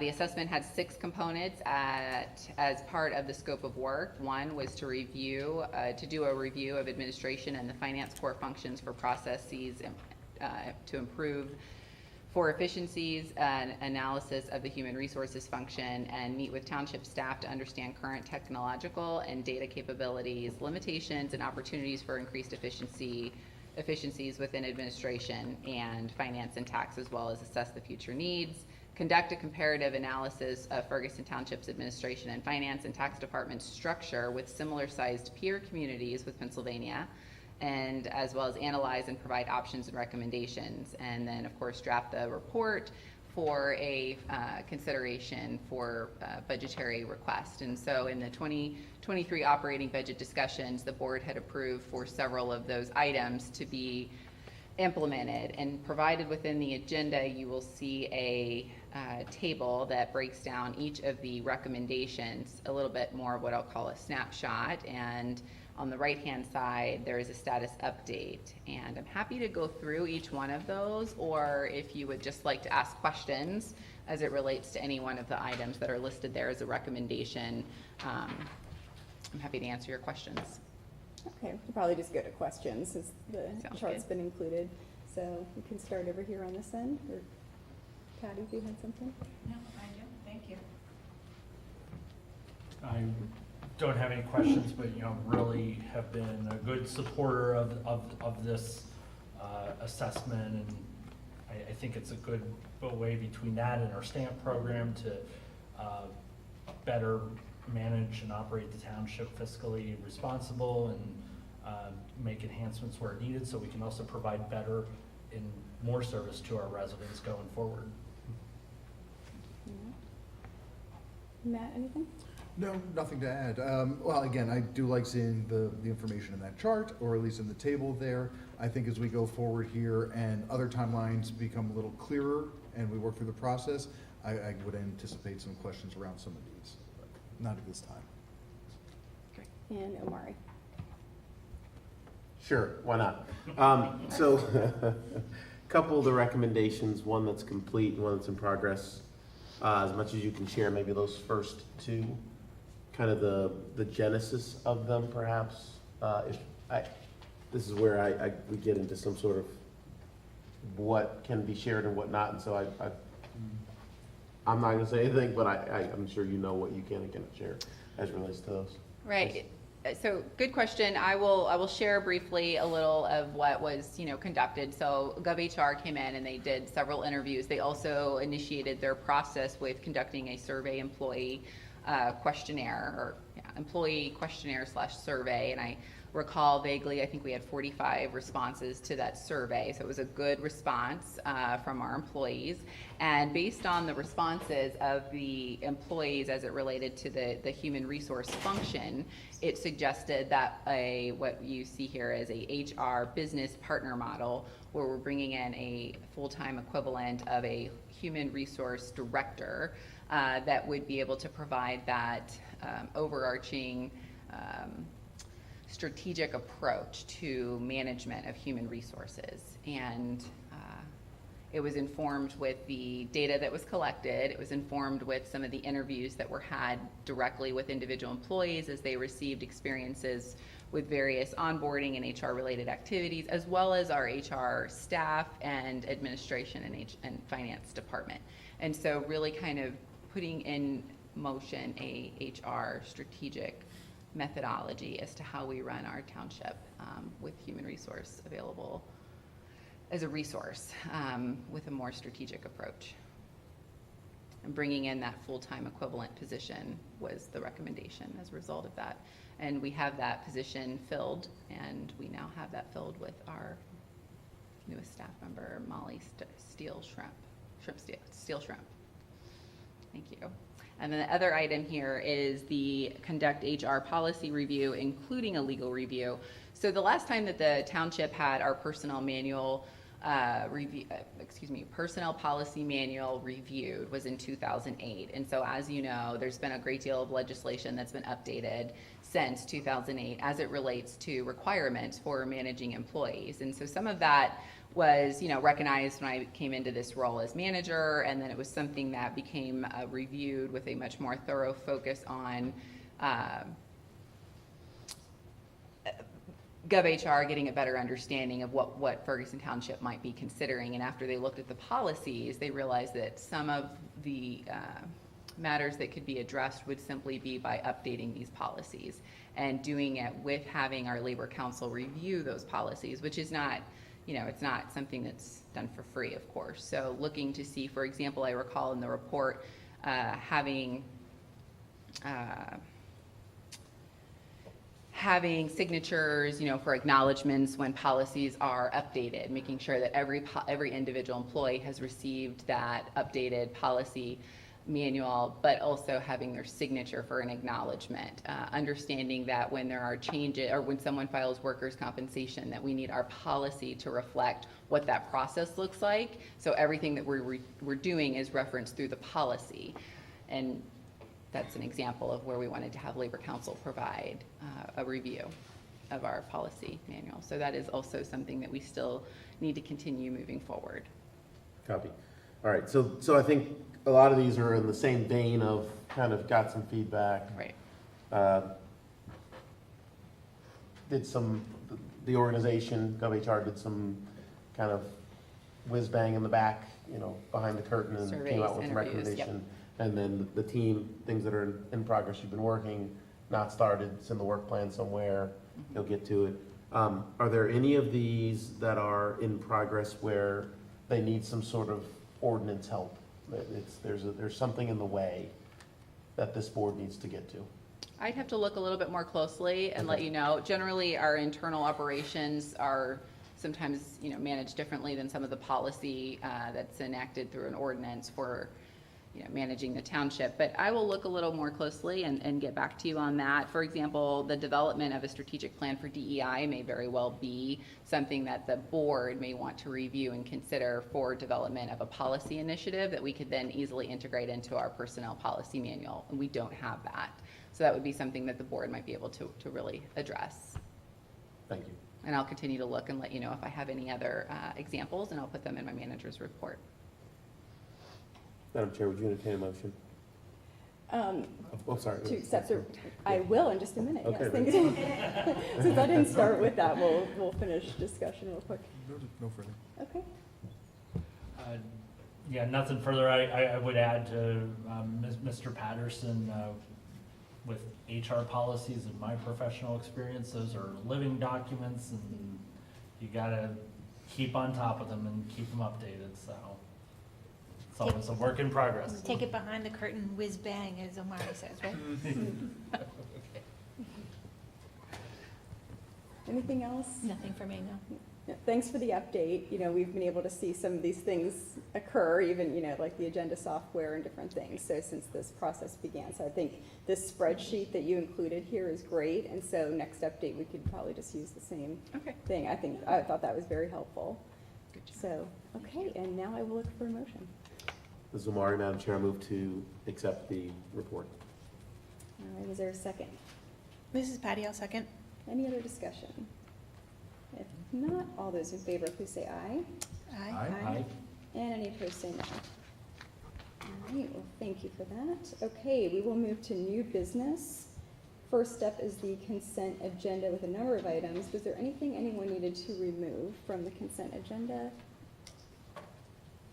Not seeing anything. Okay, I'll ask for a motion to approve.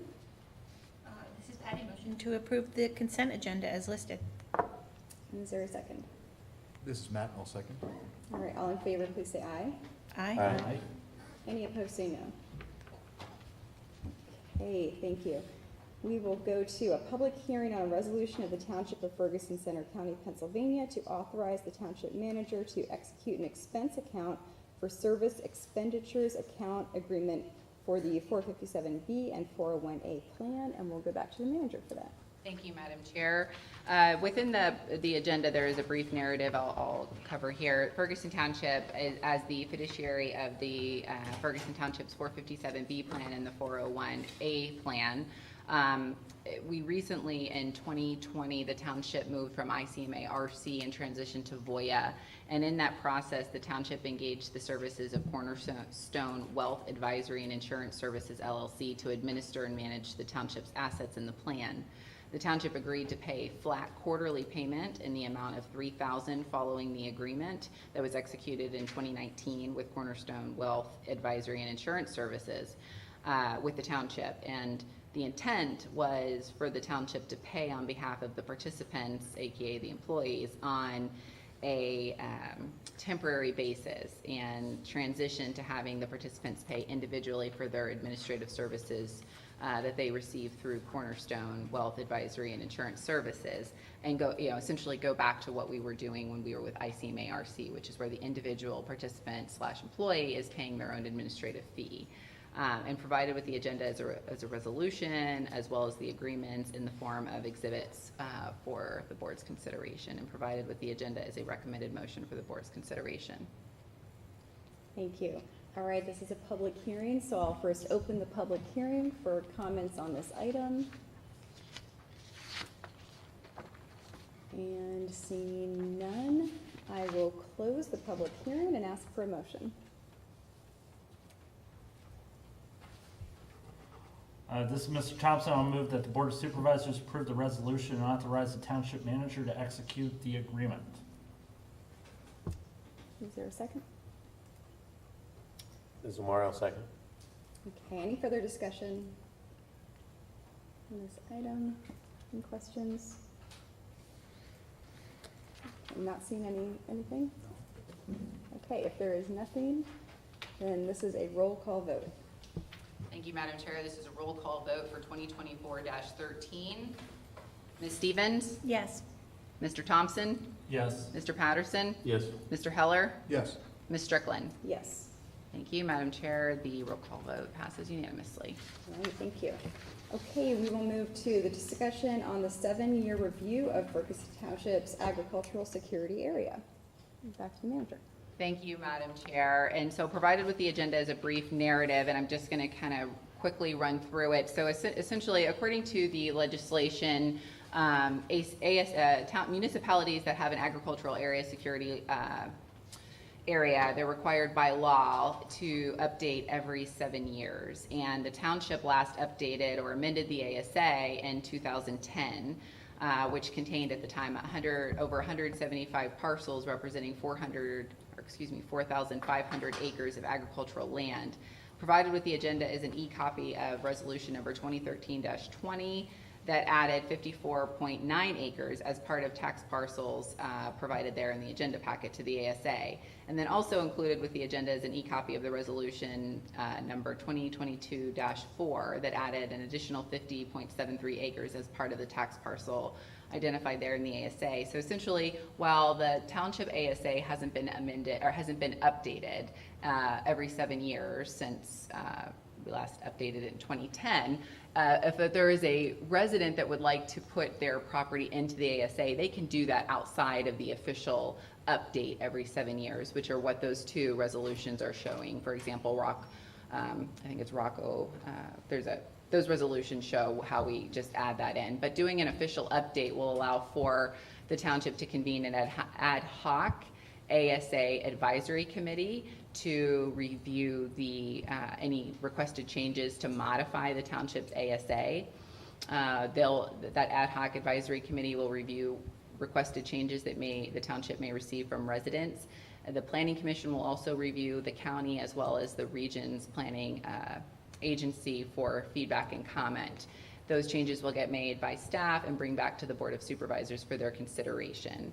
So this evening, essentially, the board is asked to refer and provided with the agenda as a motion, but refer the 7-year of the ASA to the advisory committees for recommendation. And so tonight you're officially just starting the clock, which will allow us to put a call for action for resident volunteers that will fit the guidelines as described in the legislation. I believe it's a board member as well as 3 active farmers within the township and 1 citizen that will essentially represent the ASA ad hoc advisory committee. And then of course they'll provide a review of any residents that are currently in the ASA. It'll allow for them to request to have their property maybe deleted from the ASA and or add more acreage into it. But there is a letter that will go out tomorrow from the Planning and Zoning Department that will invite every current property owner who has property within the ASA to determine if they would like to maintain their property in the ASA, if they would like it removed, or if they would like to add additional acreage. And we'll receive those letters. I think the deadline is 30 days, and then the ad hoc advisory committees will begin to meet, review the request for any changes, and essentially it'll go through its rotation, so then a recommendation comes back to the Board of Supervisors for your consideration. And I'll look to Christina and James, who are a part of the team and will be leading this charge to ensure that we're able to meet the deadlines. The legislation requires pretty specific time frames as to what we have to do within a specified time period. And so I'll look to Christina and or James to see if there are any additional comments that they would like to make. Covered pretty much everything. Okay, thank you. All right, thank you. We can start with discussion, sure. Go ahead. Yeah, no, my question was, the ad hoc committee, what is the length of service for that? That's a great question. And so it's no more than 180 days, right? That's the time frame we have to do this within, but they will likely convene meetings no more than 1 to 2 times to review the information that the township receives from existing property owners that are in the ASA that are recommending, for some type of change. So I would anticipate no more than 1 to 2 meetings. Ultimately, likely just 1, but in the event that there's a need to have follow-up conversations, maybe 2. And we need to have all of those meetings done, I believe, by mid-August, according to the timeline. So there's we went ahead and detailed what the timeline looks like, and all the letters are drafted, and then there'll be a call for action listed on our webpage for those that would like to respond and say, I'd like to participate on this Ag Advisory Ad Hoc Committee. Thank you. Thanks. Jeremy? I was going to say, I just really like that we have this program, and It's a great program. I think it meets, our strategic goals in terms of preserving our agriculture, but also being able to engage the community as well, so. All right. My comment is actually related to the advisory committee also, is I just have concerns about starting a clock when the committee members haven't been identified. how does that translate? Or what if we don't have people identified in 20 days, 30 days? Or, what does that look like if we don't have a committee That's a that's good viable? question.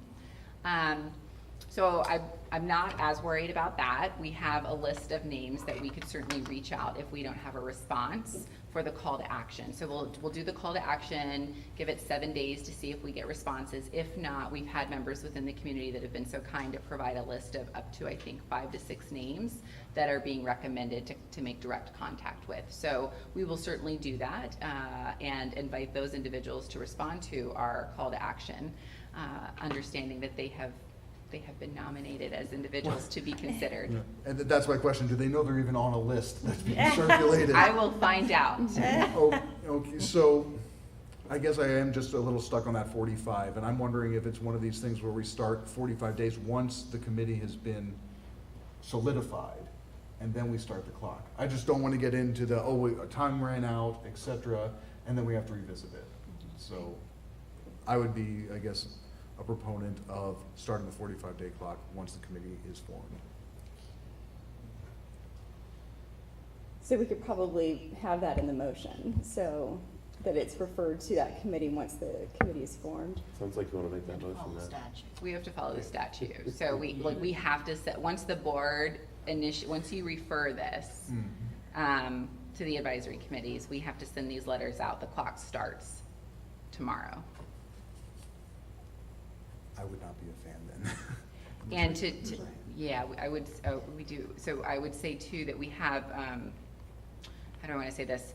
To meet compliance with the up to 180 days, we would need to start it June. today, like tomorrow. So there's been a timeline that's been mapped out. Now we have, as mentioned, we'll do a call for action, but we have reached out to solidify a list of names that have been recommended and identified as participating in the past on these ad hoc advisory committees. And we may have a member And that may for that, elaborate. yeah, we could also do nothing for 7 more years, right? There's been 14 years of nothing. The statute And we could does, do it for 7 more years, and everybody can add to it for 7 more years, yes? that is correct. The Okay. statute says that if you don't do an official update, it will automatically just continue as is, and there's not a penalty for not doing it. So there's 2 options right now, to do it or not to do it. Are there other options, Madam Manager? If we want to be in compliance with the time frame as it's prescribed, those are the options, correct? Okay. Okay, let's go to online comment. I see Mr. Keogh has his hand raised. If you could just give us your full name and township of residence, Mr. Keogh, you can go ahead. Joe Keogh, Tadpole Road, can you hear me? Yes. Yes. One question in relation to a mailing that was referenced is to go out tomorrow. Is that mailing to the last owner of that property when this procedure was started? Or is that mailing to the parcel number for that particular property that was some 8, 9, 10 years ago owned by a particular individual? The reason I ask that question is because one of the things that we found in the past is that if it is sent to the last person who owned the property, and that property has changed hands in the interim, the wrong person gets the letter, and the right person does not get the letter. And I don't, especially if the property is sold, or if the property has changed hands via a death or something like that. And so I'm wondering what the addressed source is for the letters that are going out. So that's a great question, and we're going to refer to the property owner that's on the record, right? So we'll use tax records, and we also have been in discussion with the county's planning agency. So we also intend to work closely with, I believe her name is Elizabeth, the ag preservation coordinator. So I'm confident that, we very well may run into what Bill is describing, given that we haven't updated this in 14 years. But we will certainly work through that as we are presented with that type of a barrier, and it's just looking to see who we have on record as the property owner. And if it's changed hands, we'll have to work through that, and that's something that staff is prepared to take on. It would be my hope that, Madam Chair and Centuries, it would be my hope that the committee would have enough local knowledge to be able to assist you and not necessarily put all of that burden on your staff. Most of the farmers, active farmers in the western end of the township know each other, and they know what properties have changed hands and what have not. Sometimes where we have to even correct the county records on occasion for a particular issue. So it would be my hope that you would rely on the committee to do some of that review rather than rely on staff to do that. Thank you for that, and I think that's a fair assumption that we have, yeah. Good, okay, other comments? So we have some stated concern about the time frame of forming the committee. Understood, I think, I know we have some people we expect to want to volunteer probably, so, but understood. We'll go to this side, please. Madam Chair? Yes. I would just add that the purpose for this committee in the 7-year review is to go outside of the township cycle, so that these 2 resolutions that are referenced were only reviewed by the Planning Commission and the board. So to Mr. Keogh's point about having farmers, some of whom may be in the ag security area or have preserved farms, to have them on a 7-year basis look at this list and review who's in, who's out, who should be, that's the purpose for that went into the law, was to give that, because it's 3 farmers, it's a citizen, and it's a board member. So the intent was to give the ag community. Now, you have some of those folks who have served on your planning commission, so they're aware, but it was the intent to give them a 7-year review of what the ag security area is. And make sure that there are people in it correctly and some that maybe shouldn't be in it anymore, because things do change. But those interim applications, if you simply just say, we're not gonna do this and we'll just go with the interim applications, that whole body politic, if I can use that word, is not involved in the conversation.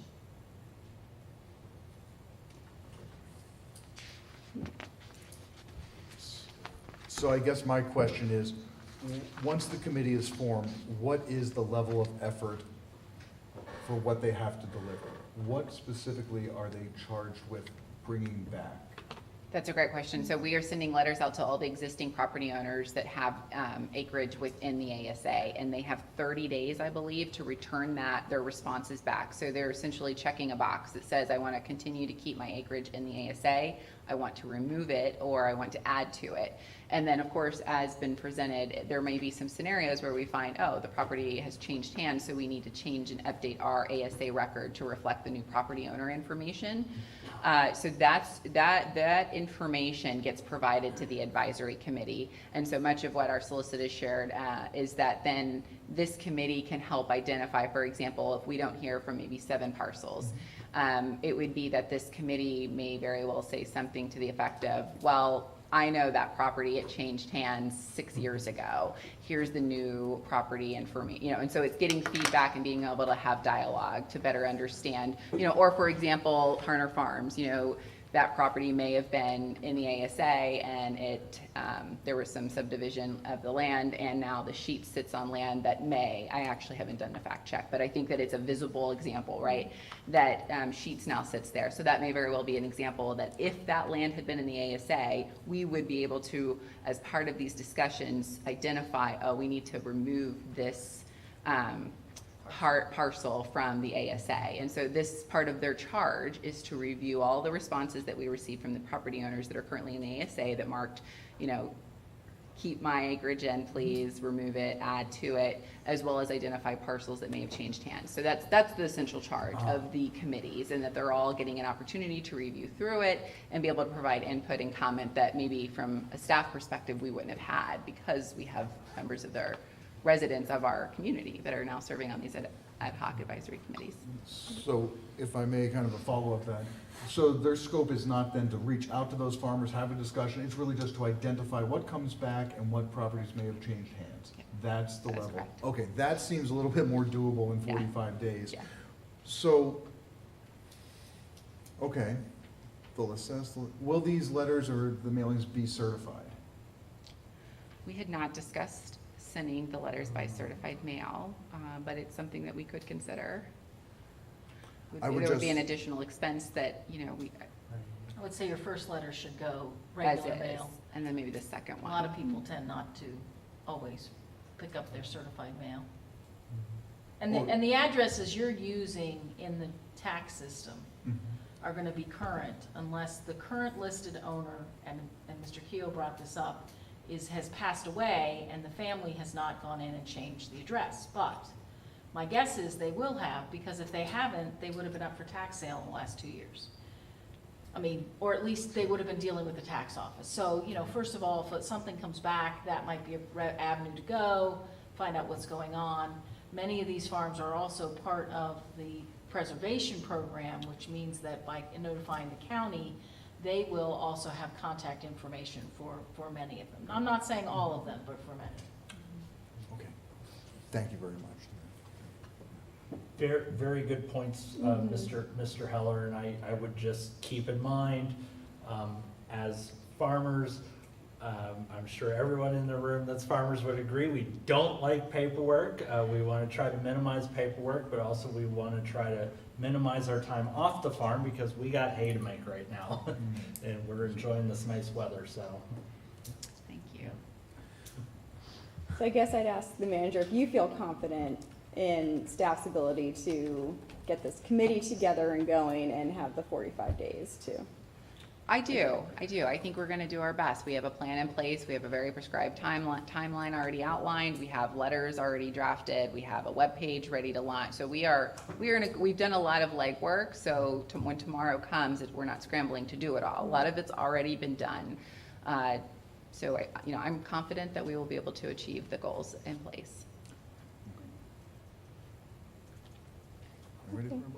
Okay, Ready? all right, if someone would care to make a motion. Yeah, this is Matt. I'll make a motion that the Board of Supervisors move to refer the 7-year of the Agricultural Security Area, ASA, to the advisory committees for recommendations. This is Patty, I'll second.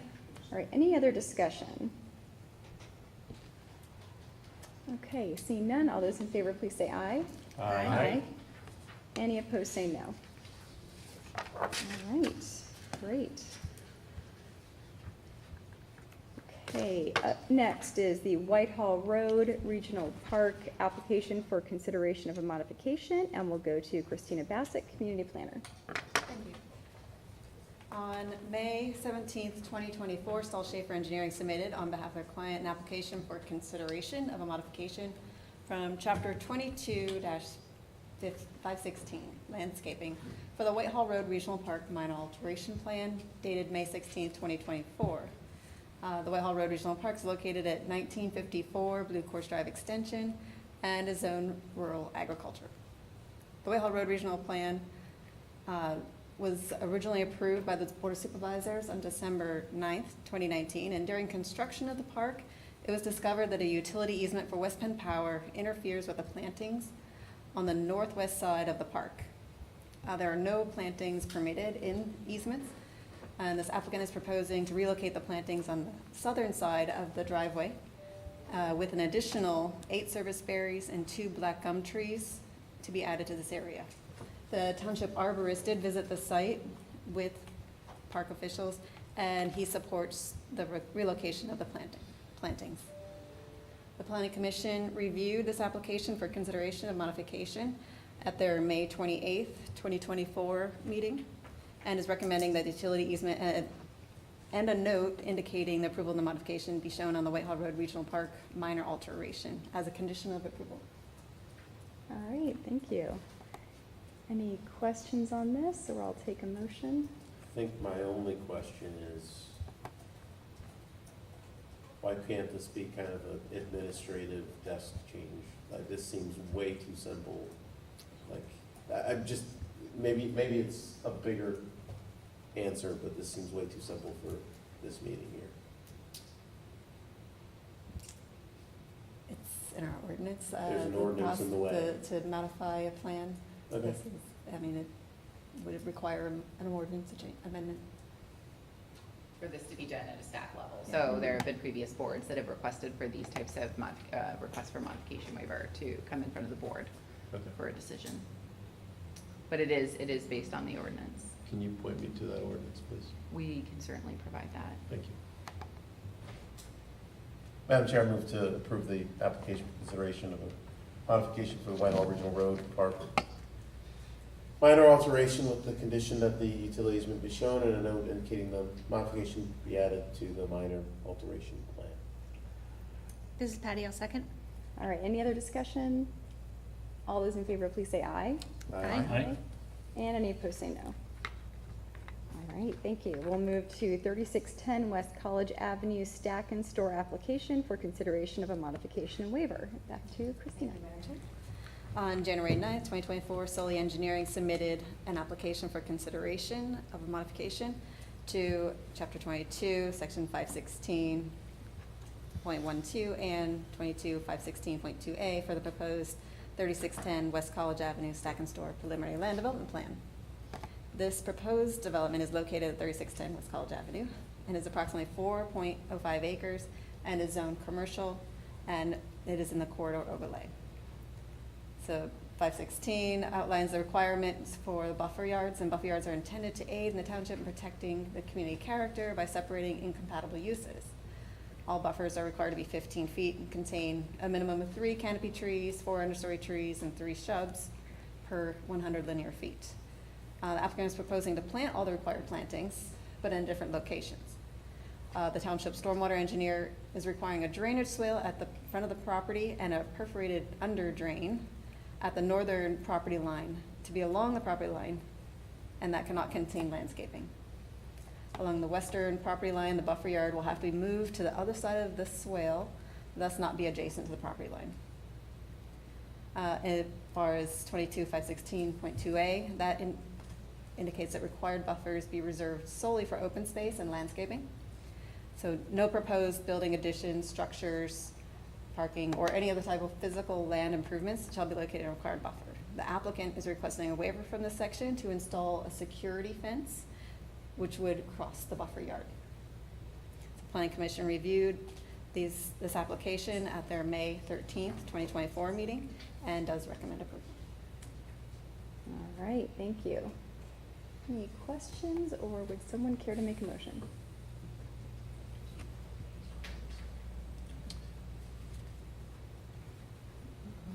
Sorry, I have to get back to the.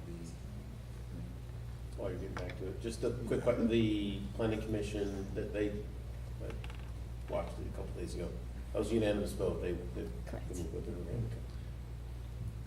it. So this is Matt. I'll make a motion that the Board of Supervisors move to approve the application for consideration of a modification of the 3610 West College Avenue Stack and Store preliminary land development plan. Can we have a second? Zamora, second. Okay, any other discussion? All right. I think just a general discussion back to the, seeing the planning, the committee meeting and everything. This, as well as a couple of the other topics we're going to be talking tonight, were thoroughly, I thought, gone over. So I am looking forward to sharing some more of the information as we go through here, knowing that a lot of work has already been put in to get it to this point in front of us. So that's why this was rather straightforward. Thank you. All right. I'm impressed. I would make 3 that have actually watched the past planning commission meetings. all of us have watched these planning. We all did. It's very helpful. It's It my is. habit, and I think probably those of us who've served on the planning commission know just how in-depth those discussions go, how, knowledgeable staff is to answer questions, the developers are there. It's just very helpful when you get to this point. So, if you have questions going in, usually they're answered by seeing the discussion of the planning commission. Because they can be very technical too, and that's a level of detail that they get to. So I appreciate everybody bringing that up and the hard work of the planning and zoning staff and the planning commission. All right, so I think we had a motion and a second and discussion. Yes. Okay, all those in favor, please say aye. Aye. Aye. Any opposed, say no. All right, thank you. Okay, we'll move to 3610 West College Avenue Stack and Store Preliminary Land Development Plan, and back to Christina. All right. On August 21st, 2023, Solely Engineering, on behalf of their client, submitted the 3610 West College Avenue Stack and Store Preliminary Land Development Plan. This proposed development is located at 3610 West College Avenue and is in the corridor overlay and general commercial. Plan is proposing an 85,423 square foot indoor climate-controlled self-storage facility. In addition, it has a 3,000 square foot outdoor storage area, and with associated driveways, parking areas, sidewalks, utilities, and drainage improvements. The preliminary Planning Commission reviewed this preliminary plan at their May 13th, 2024 regular meeting and is recommending approval with the conditions outlined in the memo. All right, thank you. Okay, questions on this? We can start with questions and discussions because this is the preliminary land development plan. So, An applicant is online. okay. Oh, great. Okay, very good. All right. Anything from this end? I'm not seeing anything. None here. No? A lot of discussion in that planning commission meeting, so really Okay. appreciate it. It was educational for me. Yeah. And any questions over here? No. Okay. All right. If there are no questions, I will take a motion. Madam Chair, I move to approve the 3610 West College Ave Stack and Store preliminary land development plan with the conditions outlined in the community planner's memo dated 29 May 2024. All right. This is Patty, I'll second. Okay, any other discussion? And if not, all those in favor, please say aye. Aye. And any opposed, say no. All right, great. Okay, we will move to, make sure item number 7, the Rudder Store, number 110, Blue Course Drive and West College Avenue, preliminary land development plan. Back to Christina. Thank you.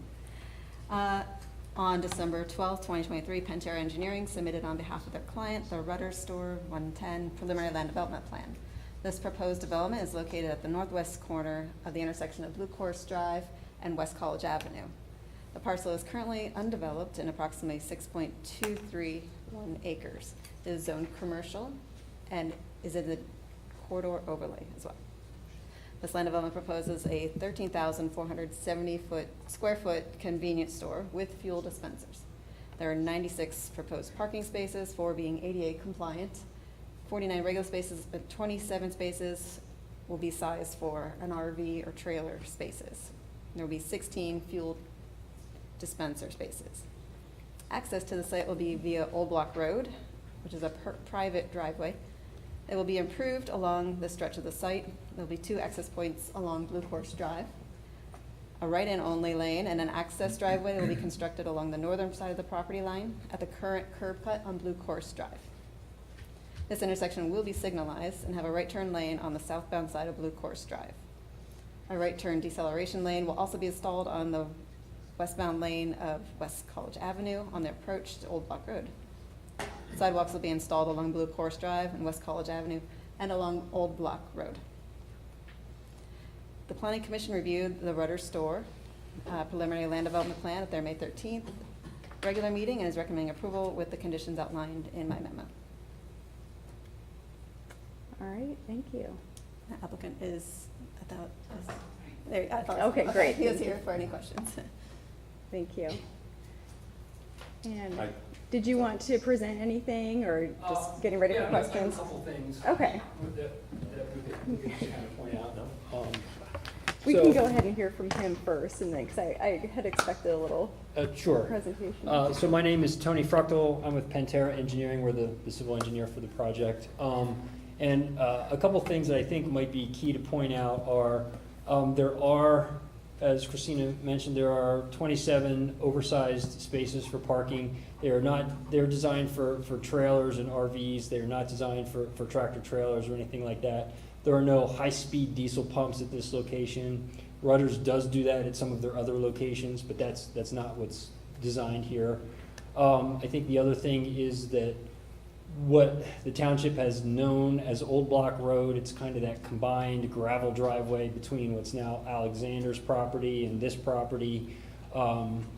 Digging through the process, there was a lot of questions about who owned that, who had rights to it, who was responsible for maintaining it, and this plan essentially clears all of that up. It creates it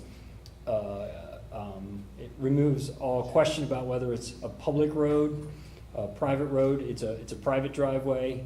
The adjoining property owners will maintain it, they'll build it, they'll maintain it, and they'll all be able to use it. And that's the stretch both between the property and Alexander, and then the little piece that goes up to Blue Course Drive, which is a signalized intersection. I think one other piece of this project that's kind of just a key thing is that what would have been that fourth leg of the intersection of Blue Course Drive kind of points down towards the bike path on Penn State property. That goes away. It'll be, Blue Course Drive will just have a curb and gutter. The bike path will continue straight across there, and that little pull-off that's there now, that completely goes away. So those are just kind of a couple of the features of the project. Other than that, it's going to be your typical convenience store operation. You guys know, you have one right out here, you know what it's like. So if there's any other questions, I'd be happy to answer them. All right, thank you. Since Tony was referencing some of the transportation improvements, did you mention the over vertical work that? I did not, thank you, Dave. So part of the project, the traffic impact study indicated that there was an issue at the College Avenue Blue Course Drive intersection. Traffic that's heading eastbound on Blue Course Drive to turning left onto College Avenue, in other words, heading towards town. There's a sight distance issue with traffic coming up past the waffle shop, and this project will involve a lowering of the profile of Blue Course Drive a little bit alongside the waffle shop there. It creates greater sight distance for those folks waiting to turn left, and there was an accident or a couple of accidents there a couple of years ago that sort of was the genesis of this, and PennDOT has agreed to it. We've worked through things with the township engineer, we worked through things with PennDOT, and they're all in agreement on what that's going to involve. So, Thanks, Tony. I thought Sure. that was worth mentioning. Yes, thank you. All right. Okay, well, thanks for all of that. If there's nothing else in presentation, we can go to questions. If you wanted to kick it off, Omari, if you have anything. I don't. Certainly no shortages of gas stations and convenience stores along College Avenue. My only comments are, first, again, I appreciate the increased safety of that intersection as being a positive of rudders coming in. And then second is, maybe there's something that we can learn in Pine Grove Mills or about alleys as it comes to that shared private usage and how that was done. So I think maybe some future discussion around that and how folks were brought to the table would be an interesting one to maybe pursue. Thank you. Thank you. Jeremy. I was wondering if that right turn lane on Blue Course would be like a no stop on red setup when implemented.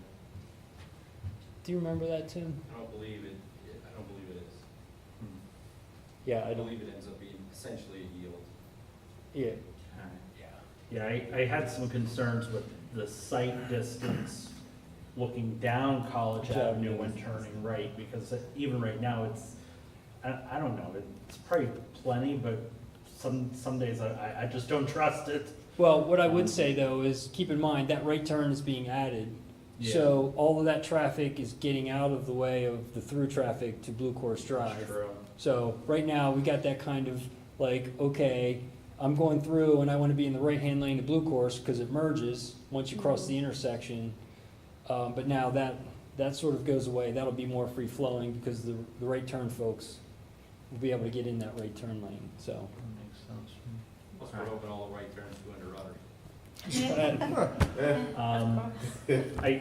I also like the RV and trailer parking. Understandably, this is not an appropriate site for tractor trailers, but we do have a community with a large population of general contractors as well as landscapers. And if you've ever been to any competitor Rudders during lunchtime, they are there.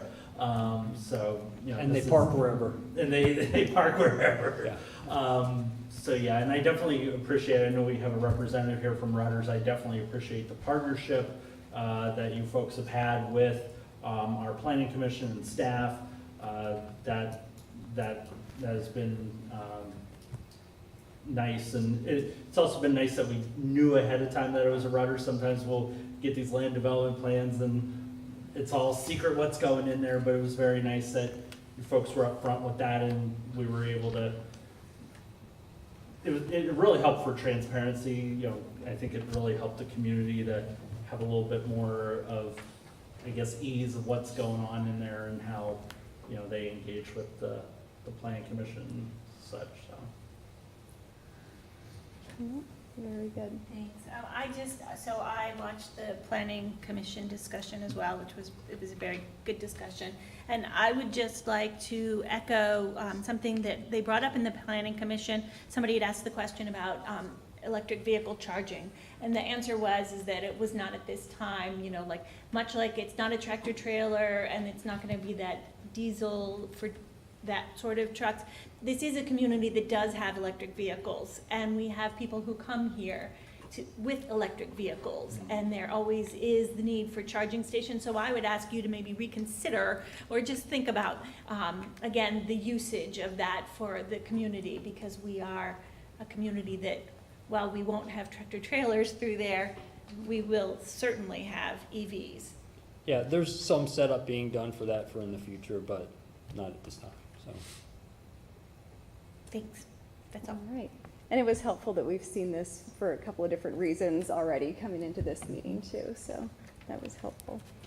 Okay, if there is nothing else, I'll ask for a motion.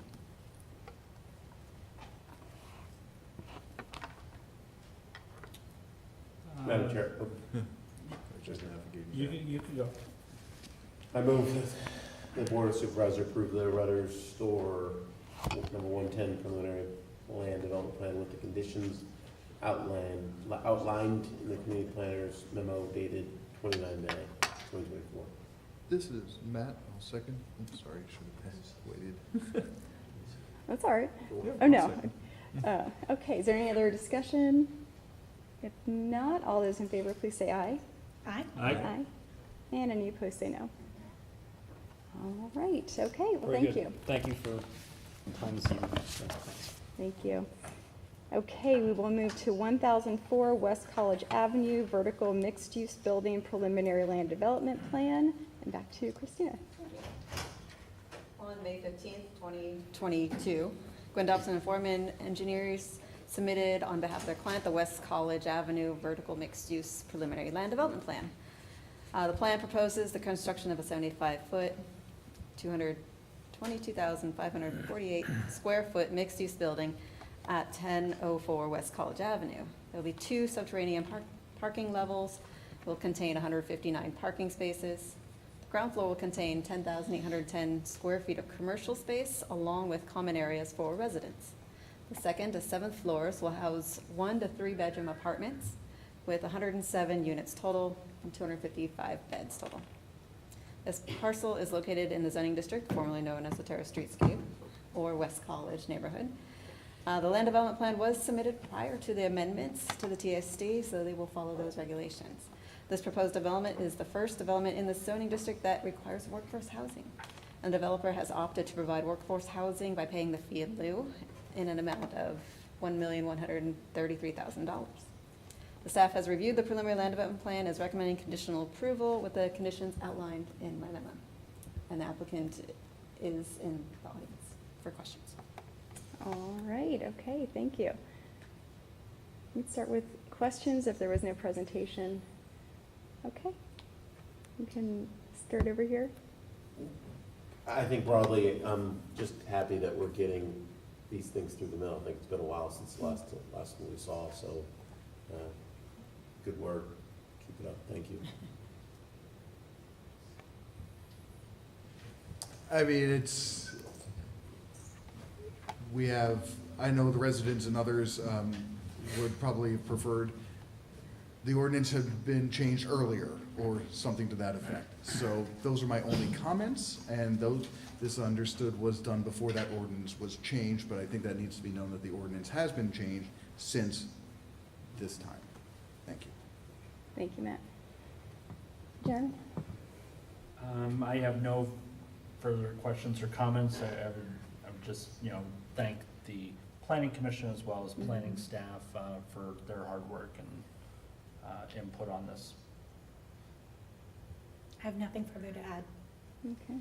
Yeah, there was quite a lengthy discussion at the planning commission. I know there was a lot of discussion about the alleys, and I was satisfied with the answers and comments there. So I think it was pretty well hashed out. And so I'm not seeing questions at this point. Nothing? Okay. If you had something to present. Yeah, just real briefly. I'm Charlie Sir from Stevens and Lee, representing the applicant. We have Alex Sahakian and Ken Belton, the PE, are in the audience too. You're right, we did have a good discussion in the planning commission. The plan is clean, no waivers. We worked really hard with township staff over the last couple years, including a trip to the zoning hearing board, to really clean this thing up, to make sure that it was done properly. So we weren't fuddling around with little staff comments and that type of stuff by the time we got to the planning commission as well as it got to here. The one thing, and did mention the workforce housing, yeah, there'll be a significant payment that will be coming in here, and hopefully that's going to jumpstart your program, which we're looking forward to contributing to that. I think that's going to be a good thing, and hopefully good things can come from that. Regarding the recreation fee that came out, there was a memo I put out with Betsy, and I had a discussion about the recreation fee. We are providing recreation facilities on the property for the facilities, and we would like to have a discussion, and maybe later date was to get to final plan stage about what the actual fee should be. Should there be a credit, a partial credit for the facilities being presented? But I don't know if we're ready for that discussion at this point now. We will be back for final plans. There's going to be a bunch of agreements that will have to be put in, including workforce housing, the road improvement agreement, developers agreement, stormwater agreement. That's all for final plan. So if we could just defer that calculation of what we do with that when we get a better handle of exactly what that is, we would appreciate that. But other than that, if anyone any other questions, we're here to answer them. Thank you. Okay, was there anything else from the board? No? Okay, and I guess I'll echo some of Matt's comments too. I think, we've made some changes since this plan. So I think other aspects of the West College neighborhood will look and feel different. I think, this is maybe it had been the terrace streetscape, so maybe it'll be terraced down in that way. So we'll see. But I think I think those are positive changes that we've made. Obviously we get the workforce housing component here. So I think that's a really significant contribution to that program. So, all right, I will take a motion then. Madam Chair, I move to approve the 1004 West College Avenue vertical mixed-use building with the conditions outlined in the community planner's memo dated 29 May 2024. This is Patty, I'll second. Okay, any other discussion? Seeing none, all those in favor, please say aye. Aye. Aye. Aye. And any opposed, say no. All right, thank you. Thank you very much. Thank you. Okay. And we will move on to a discussion on a donation request to Center Kitchen Collective, and we'll go to the manager. Thank you, Madam Chair. Provided with the agenda is a more detailed detailed narrative and some additional supplemental material provided by Center Kitchen Collective Administrator Ms. Sabina Carey, who has joined us this evening. In 2023, the Board of Supervisors had approved by resolution an allocation of funds in response to a donation request for support of a partial match for a grant application by Center Kitchen Collective for them to essentially open up a storefront in Pine Grove Mills. Unfortunately, Ms. Sabina Carey has shared with the township that grant was not secured, but there is currently there is active effort to submit for another grant application, and now she is presenting in front of this current governing body to see if there is interest in providing a donation in the amount of, I believe, $10,000 towards a partial grant match. I believe she is here in attendance, and I'm sure we'll be able to answer any questions the board may have pertaining to this request. Okay, and I'd invite you to come up if you had some comments to share before we start deliberation.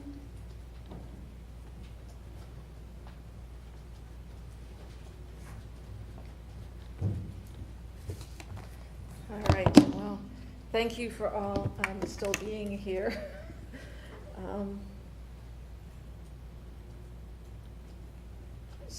My name is Sabina Carey.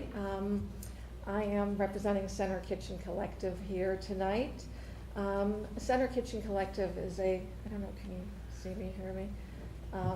Is a nonprofit that that Elaine Meter-Wilgus and I,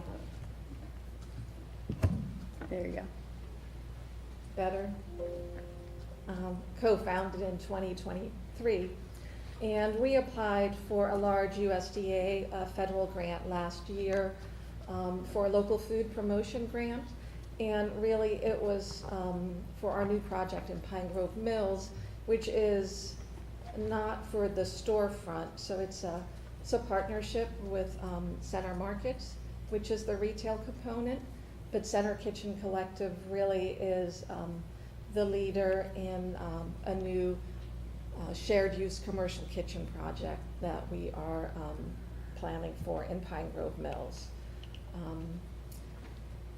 So last year when we applied for the USDA grant, we received strong support from the county commissioners, College Township, and then also a $10,000 grant match from Ferguson Township.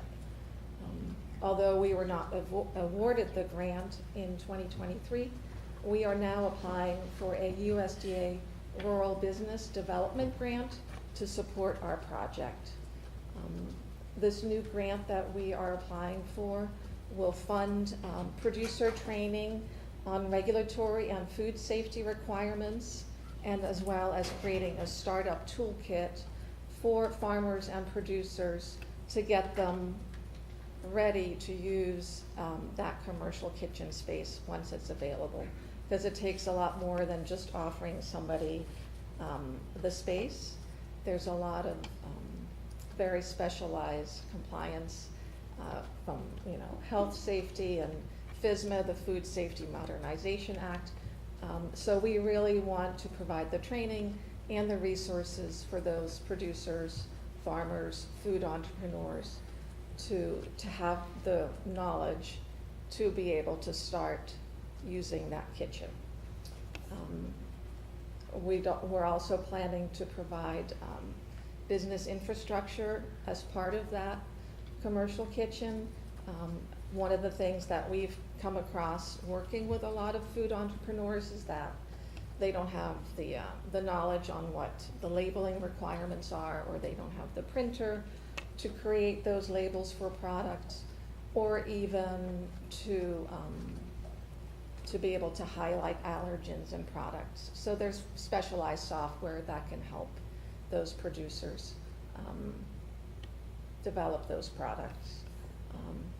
So this project will prepare farmers and food entrepreneurs to effectively utilize the commercial kitchen space once it becomes available, aligning with the township's strategic plan for economic growth and stability. We kindly request Ferguson's Township continued support by reallocating the previous $10,000 grant match commitment to our 2024 USDA Rural Business Development Grant application for our shared use commercial kitchen project. Thank you for your consideration, and I'll gladly take questions. All right, thank you. Yeah, I'll probably ask you to stay up there for questions. Sure. And maybe I'll start actually, just because we did hear the presentation last year. And so I just want to make sure I understand the difference here. So will there still be a storefront, or is it? Yes, yes, Okay. but I'm just focusing on what this specific grant application Okay. is for. So, yes, so there's 2 phases for the food hub. So phase 1 is the retail store, but that's Center Markets, that's a separate entity. We'll be sharing the facility, and Okay. Center Kitchen Collective is the nonprofit that will be leading the efforts with the shared use commercial kitchen.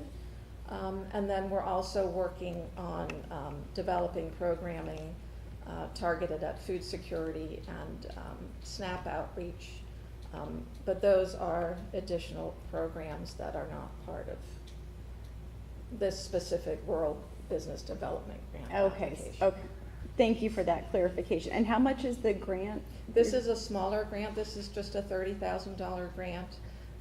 We did reapply for the large local food promotion grant, and that's already been submitted. And we were able to reallocate our other grant matches within the required time frame. So this one did not fit into that time frame, so that's why we're hoping to be reallocating this grant match for this particular grant. Okay, so the Center Kitchen Collective is really the commercial kitchen plus the education and Yes. training and the space for, Yes, yes, exactly. to help kind of help producers It's come the, up to it's the educational Okay. and, component. Thank you. Okay, I just wanted to get that clarification in before we start. I know, it can be confusing. Thanks. Okay, so we can start, whoever has something. And what's the required local match? There is no required match for this one. It just gives us more points, but there's no requirement. Okay, and so when you talk about food entrepreneurs, so like if people operators of food trucks needed a commercial kitchen? Exactly. Okay, thank you. Yes. Thank you. That's exactly like, if we have a food truck operator that needs additional space, that needs storage, as well as we have farmers that have a bumper crop of tomatoes and they want to make salsa, we can help them.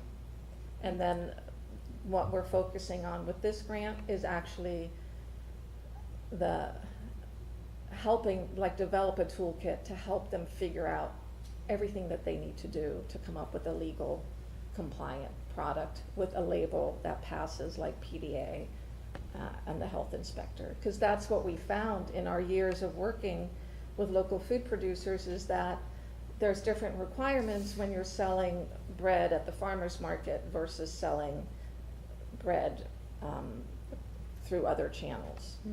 So that's what we're really trying to make it easier for folks to figure out what are the requirements and then get them set up so once the kitchen is ready, they can jump in and have products that they can figure out the recipes, they know the allergens, and then they have the skills through the software to figure out what to charge for their products. Because that's another big hurdle, is that they really don't understand the costs of what they're creating. So by having the software, it's really easy to plug in your recipe and come up with your cost of production. Interesting. Okay, thank you. Jeremy? Yeah, recalling like last year's discussion and even what was presented tonight, I could kind of see this being not just something that would be beneficial to Ferguson Township, but maybe more regionally. Has there been any considerations of your organization even maybe reaching out to other municipalities, considering maybe some of your people that will use this space may have businesses in other municipalities, not in Ferguson Township? Yes, so we've done that for some of our other grants that we've applied for this grant cycle, yes. Because it's definitely, more, it will have regional impacts. Okay. Yeah. Yeah. So my question is, and it's great to see you here, especially being in Pine Grove Mills. I know I've got folks that are asking, hey, what's going on? Is it coming? And so this at least gives us a good starting point for a new discussion with the new grant. And what I'm curious about is you've been in the space for just about a year or so. Where does... We have not been we're not in the space right now. In Pine Grove Mills, the work or anything that's been done? Yeah, so there's work being done, but we're not like in... Oh, no.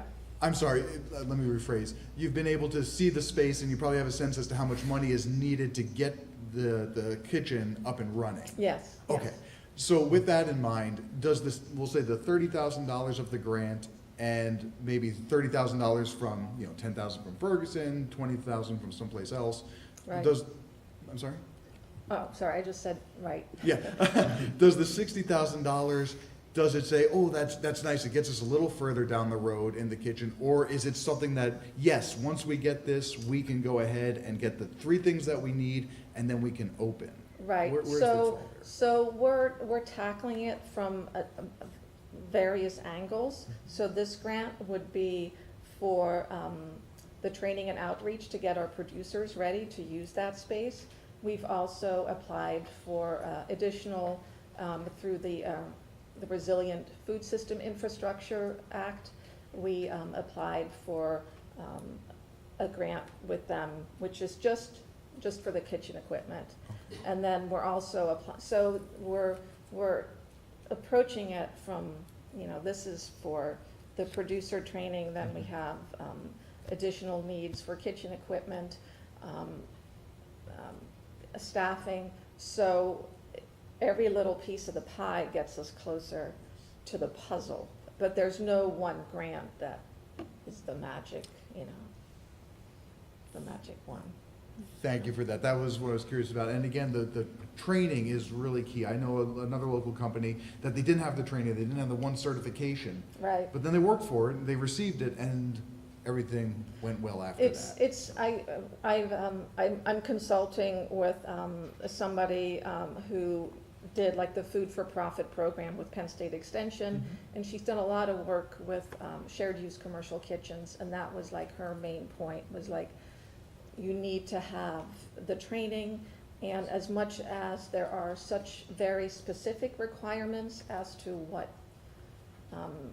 food producers, farmers need to do to be in compliance, like it changes from township to township, from, it's not a universal thing. It changes from whether you're using, making temperature sensitive food products, or whether you're using meat or dairy, or how you're processing it.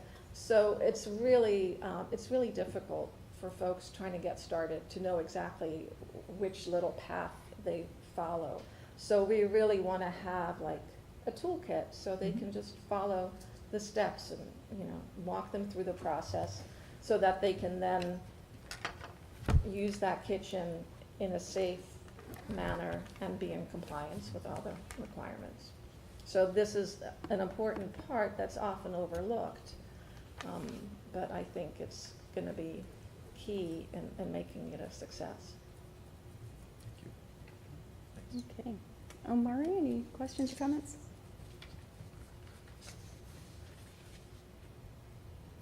Budget's good for this? The township had earmarked funds for this in the operating budget as part of the resolution that was approved by the board last year. It was to consider allocation of funds in the amount of $10,000 in 2023, as well as in another $10,000 in fiscal year 2024. But because the grant was not received by Center Kitchen Collective, it was not given to the organization. Therefore, yes, there are funds that are budgeted for this because they were earmarked as part of an initial resolution approved by the board last year. just want to give you a little history there, so you get the long-winded version. Thank you. Any other questions? Do you have anything? I guess, is there kind of a, I'll say, ROI for these funds? Like, and maybe I saw that there was another meeting where you talked about kind of the long-term benefits to the township, but maybe if there's a Cliff's Notes, 2 sentences. I'm not sure if there's an ROI, like what we, as part of our grant application, we did figure out like how many jobs it would create as part of like people expanding, you know. We have one person that makes granola bars, and by having access to our facility and our trainings, like she would be able to hire 2 people, you know, to make more product. Is that what you're thinking, like job creation wise, or? Yeah. Interesting. I think manager might have a comment. So what I'd like to share, thank you, Madam Chair, is that, you know, the Board of Supervisors in past years, up until maybe 3-4 years ago, and I'd have to look to see when the exact date was, the township had participated in the CBICC and provided an allocation of funds to participate through in support economic development. And then at some point many years ago, the township kind of dialed back their member participation. And I recall the Board of Supervisors, as part of their discussion, acknowledging last year when approving the resolution that Ms. Sabina Carey's initiative here was really, demonstrating the level of economic development that the Board of Supervisors wanted to see locally here, as opposed necessarily to, participating in some of these larger regional initiatives, which it's my understanding we're also interested in continuing to move back into that direction. And so as we do that, also looking for opportunities to support local grassroots initiatives such as what we see here presented before the board. So just giving a little bit of history, I don't know that there's necessarily an ROI or return on investment or metrics that were put in place for the board's interest to be able to have that level of reporting done, but understanding that the economic development piece of growth and innovation would certainly bring some, some tourism, some interest in bringing together, the work that was initiated through the Farmers Market Initiative, et cetera. So just to provide a little bit more history, and other board members may also be able to expand prior to my appointment here on economic development interest. I'm good, thank you. All right, thank you. I guess my only question, so the Center Kitchen Collective is a nonprofit? Correct. Okay. Yes. And We're then 501c3. Okay, thank you. I just wanted to firm that up. And then I guess, my only comment would be, because we're in Ferguson Township and we're a large agricultural community, I'd love to see some specific outreach or engagement with our Ferguson Township farming community and Yeah, that will be part of it too, because I think it's really important, and it's a focus of ours, not just to have the commercial kitchen, but then we will be a food hub. So linking those food producers with local ingredients and making those connections, and that's critical. Yeah. And then we have restaurants right in Pine Grove Mill, so I We guess do. getting that product there, having a kind of a And real that's been close a connection. Center Kitchen Collective initiative too, was the Center of the Table supper series that we received Happy Valley Adventure Bureau grant for last year, going into this year, where we highlight local farmers, and then we've had a series of 3 suppers at Pine Grove Hall highlighting local producers, and then actually the last 3 Center of the Table suppers, June, July, and August, will be moving around the area to different farms to host those dinners there. So we really want to make sure that we connect our farmers to diversifying their sales channels and connecting them to restaurants, and highlighting our local producers to our foodie community, so they can support them. Yeah, and that probably, if you're successful in the grant, if this is approved, it'd probably be really interesting to hear how our local township farmers are engaged with that as an update. Definitely. So, okay. Anything else from the board before I go to public comment? Yes. Yes, so I noticed in the packet, the motion would be to authorize the manager to prepare the resolution. Would it be crafted similar to last year's resolution where, the township's not necessarily just going to issue a check, but there are certain conditions, the success of the grant, and we want this to be an established entity for at least a couple of years and such. That would be my recommendation, is if the Okay. board is interested in supporting an allocation of funds in response to the donation request, yes, that we would provide those conditions, that there is confirmation that the award has been, the grant match, or the grant has been awarded, and other items as outlined in the resolution approved last year. And you can craft that motion if you're going to I'm going to take public comment first, but Yeah. just if you wanted to make notes if you're interested in doing that. So Okay. thank you. Thank you. And I did see that we had public comments. I'm going to invite you to come up to the podium and give us your name and township of residence.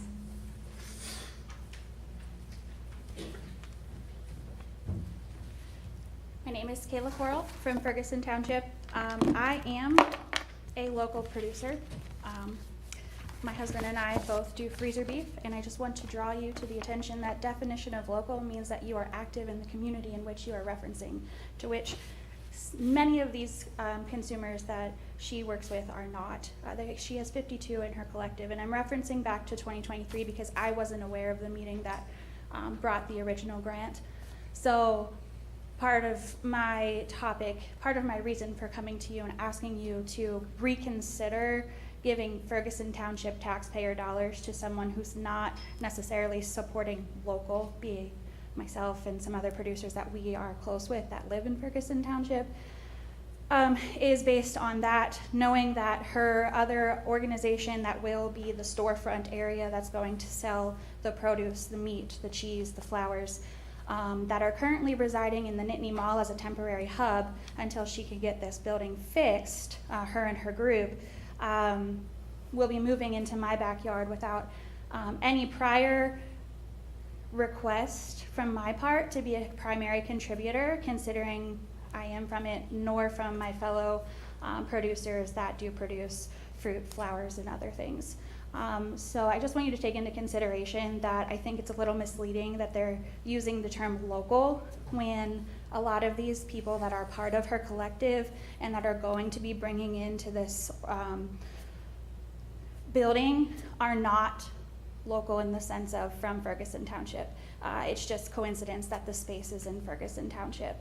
Also, Penn State has the same opportunities. They have Penn State Extension. That's where we get all of our resources from. They have a kitchen in Penn State that anybody can go use at any time. So I don't necessarily know that there's a need for something like that. I think it's a great idea. I'm all about supporting farmers. It's what we do as a group. I just don't want to be misleading in the fact of words just based on creativity. Local to me is just that, Ferguson Township. Just because they're next door doesn't necessarily mean they're local. They're within the realm of Pennsylvania. So I just wanted to bring those things to you. I'm a little bit upset that I wasn't asked about this prior to, because many of the people that are in this collective know the existence of my husband and I and our business, as well as several other producers in this area. So I just want to give that food for thought whenever you're considering redirecting this $10,000. That's all I have. So thank you very much. I appreciate all your hard work. Thank you. Can we take some questions here? Yeah, I'll ask Yeah, I'll answer questions. did you have a question for Ms. Coral? Yeah, Or- oh, so are you guys in conversation now or ever? Nope. Why? She's never done her research about the area, and we're very well known. My husband's business and I have crossed Pennsylvania. We've traveled 2-3 hours delivering our beef, and people that work with her regularly also know of our existence and our displeasure with the way that this has been handled since 2023 when this came about.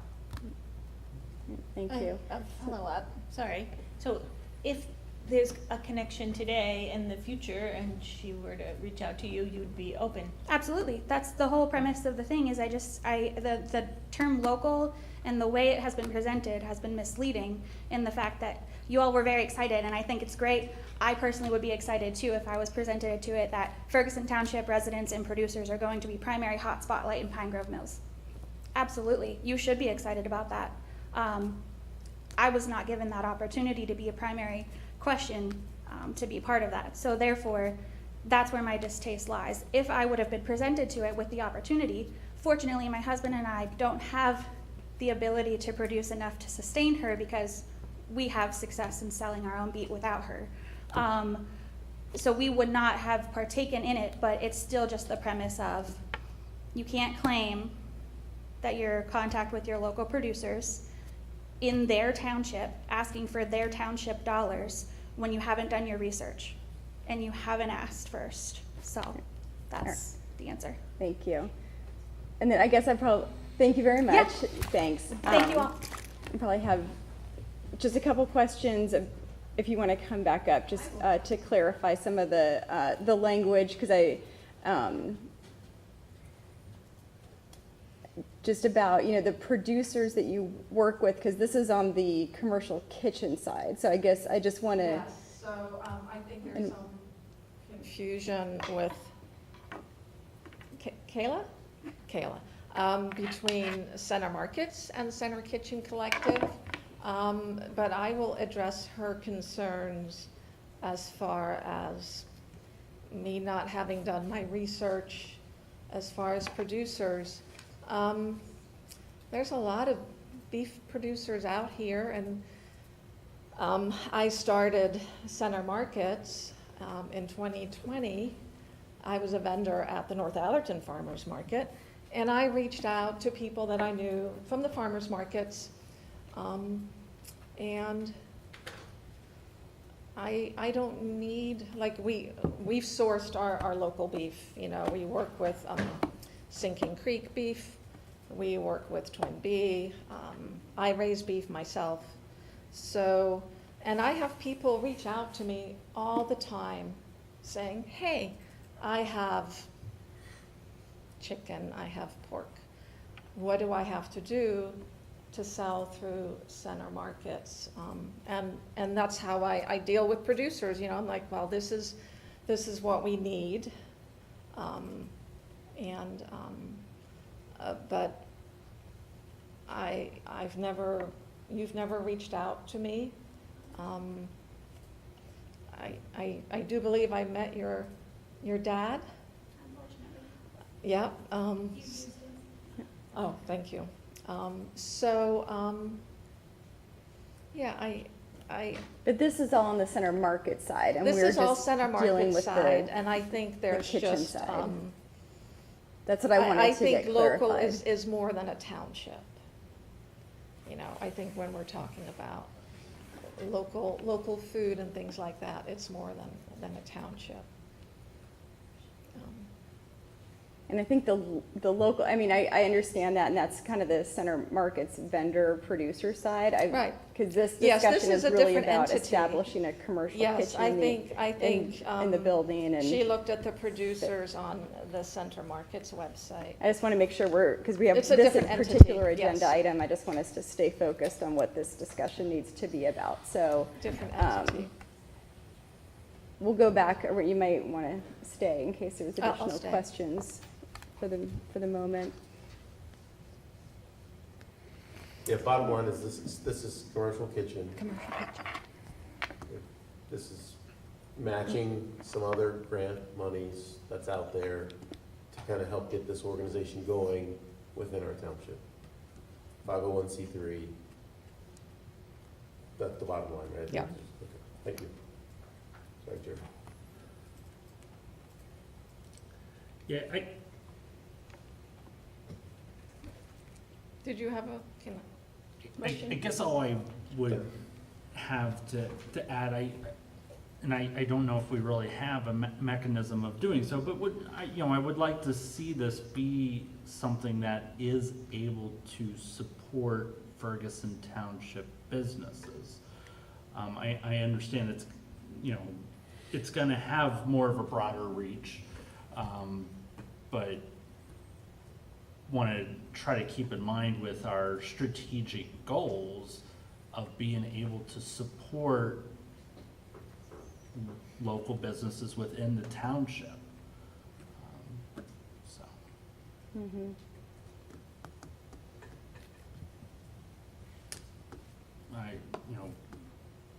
Without any business in the township, how would we necessarily, thrive and be a viable community for our residents? Well, I like the idea of a commercial kitchen, especially when I think about the food trucks that we have and the number of our, like, university wineries or the cidery, where they have food trucks out there. So it's in support of that, and in general, a community that that has this sort of thing. And so, yeah, I think the commercial kitchen is great. And while you had said Penn State offers these sort of things, Penn State has a way of pulling a rug sometimes. Well, So, I want to, actually, I forgot to address that. So, yes, Penn State offers that. What they don't offer is, I've had producers that go through the small business, they go through SCORE and they go through a series, but none of them are quite specific to where we are, and there's gaps. And actually, one of the women who's one of our advisors for our grant is Winifred McGee, who taught that Penn State Extension class, the Food for Profit class. She designed it, and she's working with us to develop this toolkit, because it's beyond SCORE, it's beyond Penn State Extension. It really needs to be updated continuously for, like, the FSMA requirements and all those sorts of things. So yes, there's a lot of other resources out there, and we're not trying to duplicate them, but by developing a toolkit and providing training for people, we can give them an overview of the other resources that are out there and make sure they're not missing something. Like, I had one producer who was making prepared food, and she had gone through Penn State training and other trainings, and she was making this food, and she had never heard of lot coding or the thought of putting dates on her packages, which is a huge gap in her training. So I really want to make sure that, not to duplicate their efforts, but to give them a helpful toolkit so they can have useful information that's updated, and that gives them an overview of all the other information that's out there, but maybe they don't even know about it. Like, I had people that went through SCORE and they didn't even know about extension. So there's like all these sort of pigeonhole trainings, but nothing practical that's like, this is going to be the kitchen, this is what applies to you in this process. And I think that's where we're in a unique situation, where we can make sure all those are addressed, instead of just getting information from one sector and then missing something terribly important, like what needs to be on a compliant label. Thank you. All right, and I think, I really appreciate those comments, and I think it's, similar to the point I was trying to make earlier, where, to really engage our local farming community, I think is important if we're, taking an action like this. So, okay, thank you very much. Thanks. And I will look to the board if there's any other comment or discussion, or if someone would like to make a motion.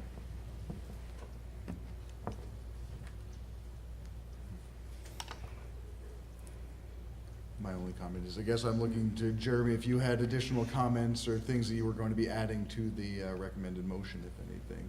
I didn't have anything in mind to add to the motion. I was satisfied with the response from the manager. Madam Chair, I move to direct the manager to prepare and present a resolution for 18 June of this 2024 regular meeting for allocation of funds in the amount of $10,000 to Center Kitchen Collective for a partial grant match. Thank you. This is Patty, I'll second.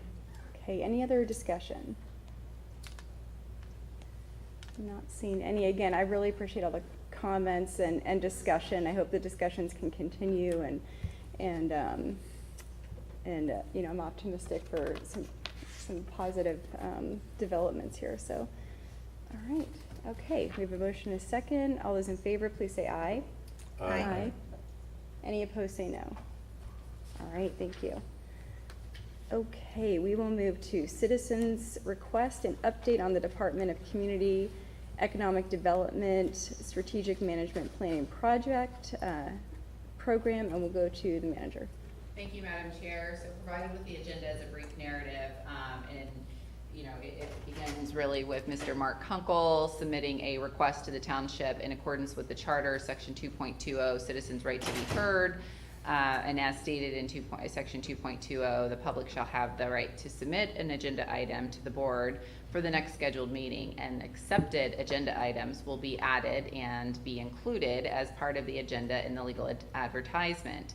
The following agenda item will be added, which is, as you see in the title, an update on the Department of Economic and Development Strategic Management Planning Project, also known as the STAMP program. As you are already aware, we had that presentation scheduled, and now you have been briefed by the policy specialist from DCED as to the procedures for the STAMP program. So I understand that Mr. Mark Kunkel has particular interest in wanting to revisit a discussion as it relates to a working group that was in the RFP, and while there are items specifically referenced in the RFP, it was not a requirement that needed to be executed as part of the contract that was executed with Strategic Solution, and specifically not an item that is being supported by DCED to convene the public as part of a working group, a citizens working group. But with that said, of course, as part of our section 2.20 citizens right to be heard, this item comes in front of you for your deliberation and discussion, as well as Mr. Mark Kunkel, I believe, is still here in the audience. Okay. All right, I'd ask that whoever is unmuted on the... James, are you able to ensure that folks are muted? Okay, he's got his eye on it. Yeah. Okay, and we did have that presentation earlier, so I guess I'd invite Mr. Kunkel to come up to the podium and just provide your name and township of residence.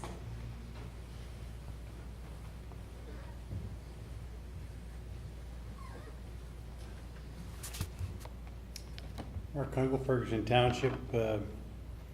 Apologize for the confusion earlier. Similar agenda item, and so assumed that this topic had been moved up for further discussion. As managers indicated, I am interested in the board's taking some action to create a support team, as it's described under section 5 of the RFP. The minutes from March 19th were encouraging, and I've had positive and encouraging discussions with some board members that this advisory or support team would be appointed in accordance with section 5 of the RFP. You're exactly right. It is not a requirement, but I think that it would be advantageous to the outcome of the study to consider appointing an ad hoc committee, and the earlier the better. Given the fact that this study is already launched, I think having a review committee or an oversight group that might be able to add some value to the outcome of the study would be important.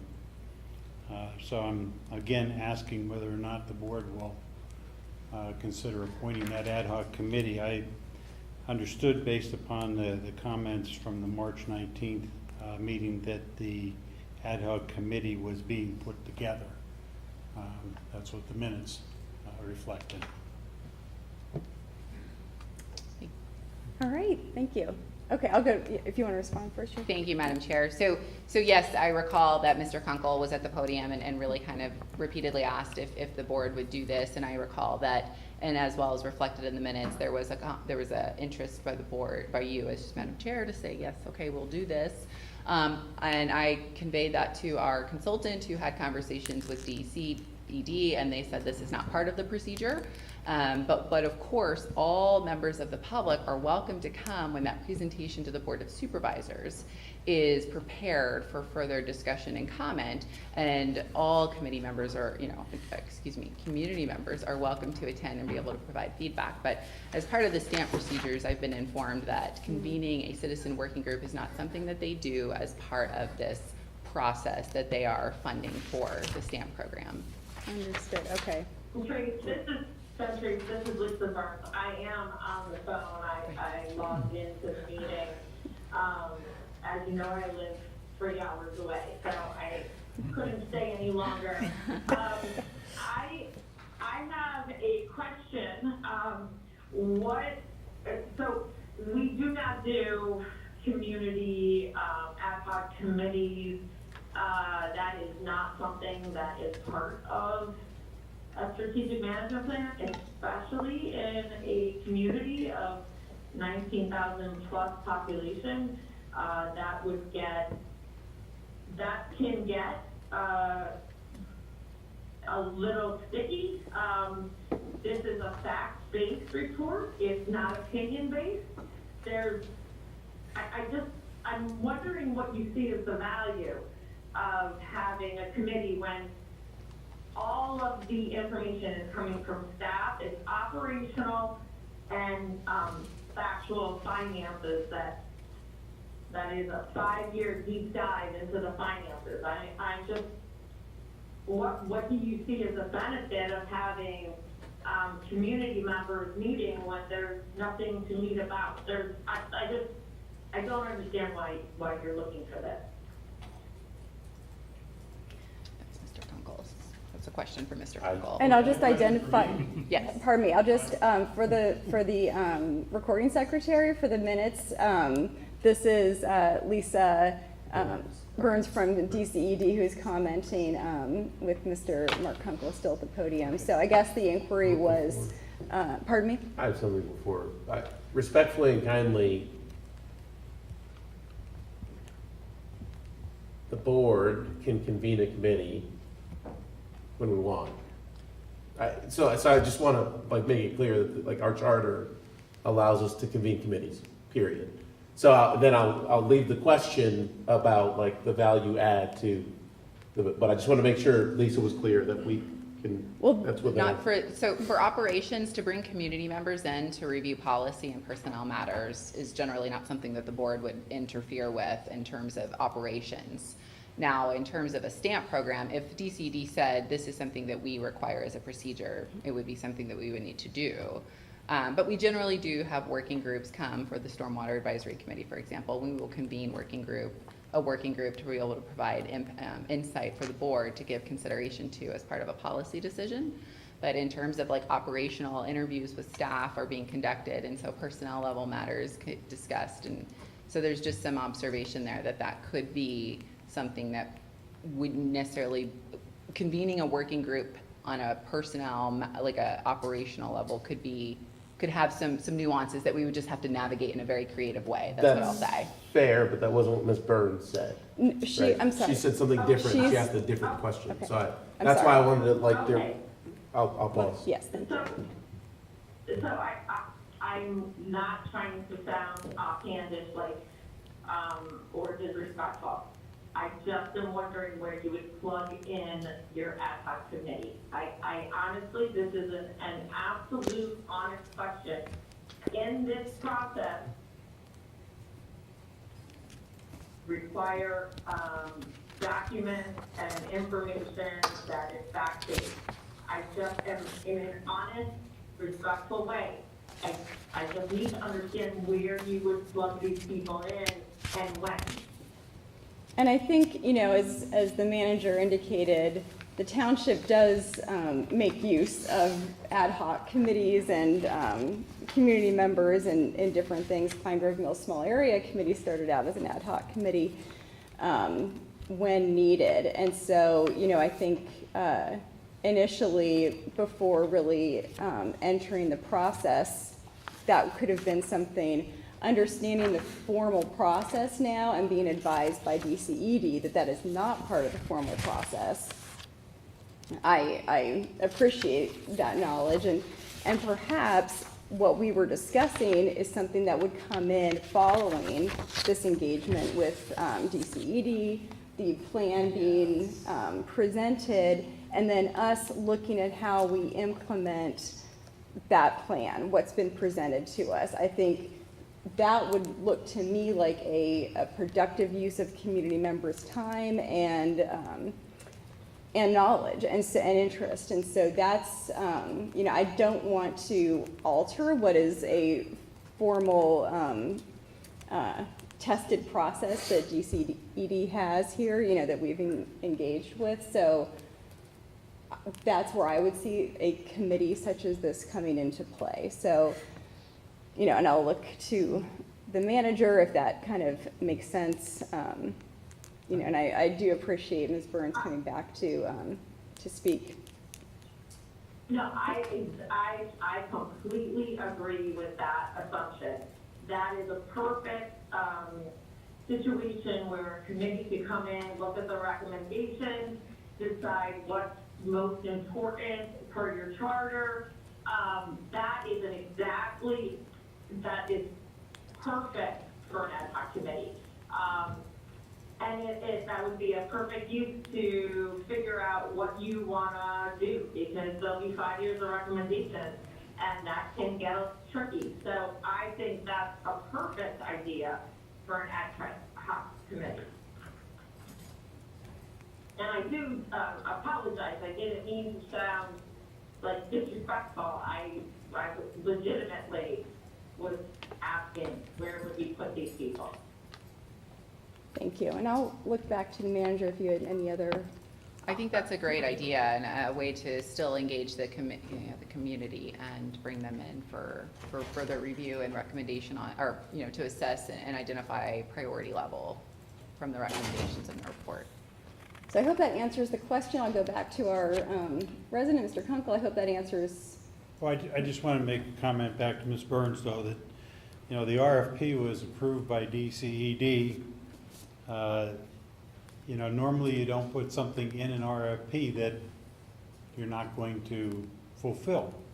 So it says purely the consultant will be expected to work with a consortium of individuals representing township's management, elected officials, and any community members appointed by the governing body. So, you know, there is a provision for this to occur, and this is a DCED boilerplate RFP that they put out and used in this stamp program. You know, and I'll accept the idea. I'll accept the understanding that you know, at the timing of the ad hoc committee might be something that should be discussed, and I'd be interested in the board's deliberation on at what point you would be bringing an ad hoc committee in for review of the consultant's work. Yeah. At what point would you consider that? Okay, appreciate that. I don't think we can speak to that at this moment, but I'll, you know, see if the manager had comment at this time, then I'll go back to Ms. Burns. I don't, not at this time. I think that's something we can take back to the consultant and DCED and look for their recommendation as to what they think might be a good fit for convening that group. So would that be more, maybe at step 5 of the process, which is the multi-year plan strategy? We can follow up and ask we the can follow up, consultant because to what I'm bring the suggesting is recommendation. following the conclusion of the study, but, you know, I'm. Well, I think at that point, it's fait accompli. Well, then you're implementing the recommendations. Yeah, but the strategy coming forward may not be reflective of, you know, community input either at that point. No, I mean, the object here is to have, you know, third-party experts being able to come in and review all of these things. So, you know, while I understand where you're coming from, I think, that I'm not sure how that would be more beneficial than having our consultant in DCED undertake the study, so. I'm not suggesting that the ad hoc committee is going to do the study. I'm just suggesting that it would be beneficial to have some input before the final product is presented to the board. Understood, and maybe, I see Lisa Burns is unmuted, so I'll see if there is additional comment there. Yes, so, to address the RFP wording, he is absolutely correct. That is a boilerplate RFP that was applied.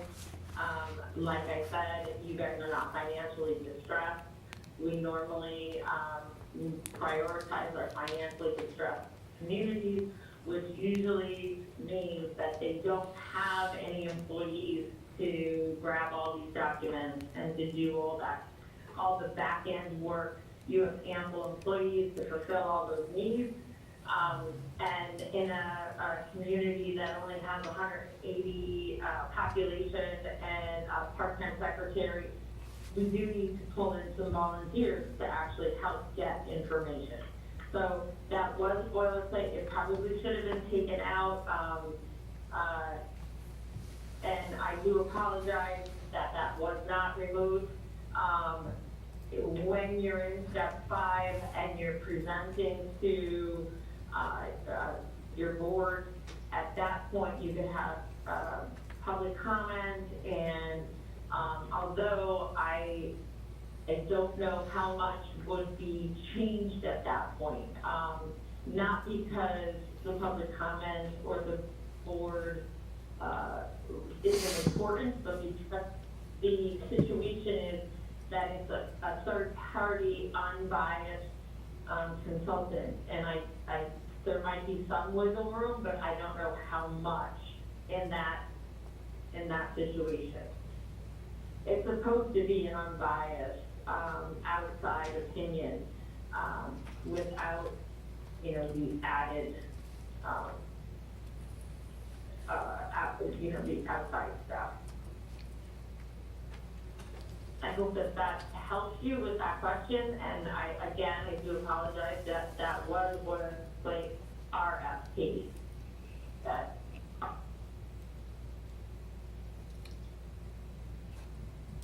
Helps me.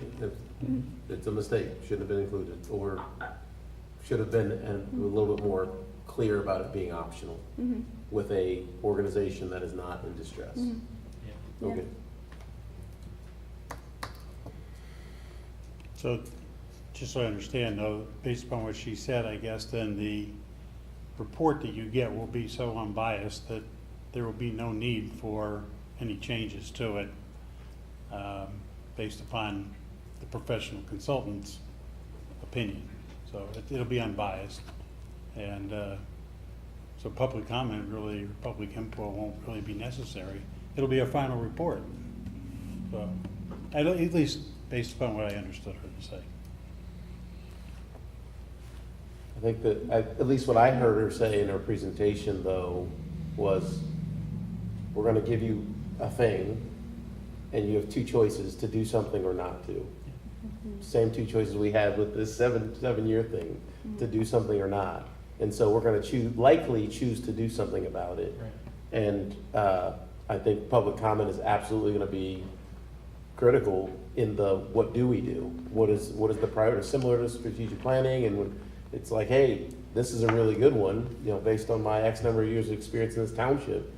This is affirming what I've been telling you guys for a long time, so let's go do it. So I look forward to that discussion. Great, okay, thank you so much. Thank you.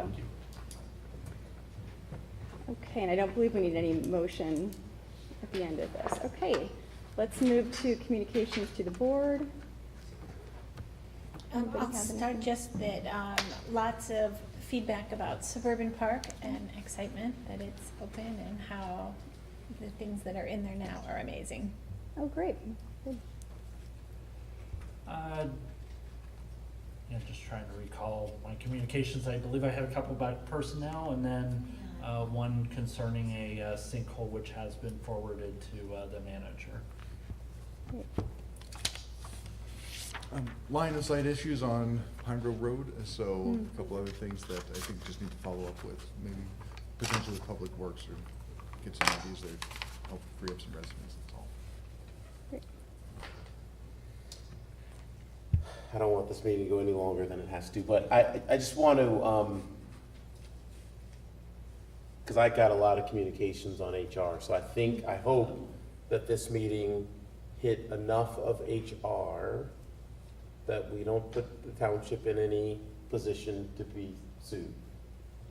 And I'm gonna try to not say anything else, because that's, we need to just be cautious. I think anybody that has sat in this seat or been an employee of this organization knows that we can't share anything, that what happens in the township stays in the township offices.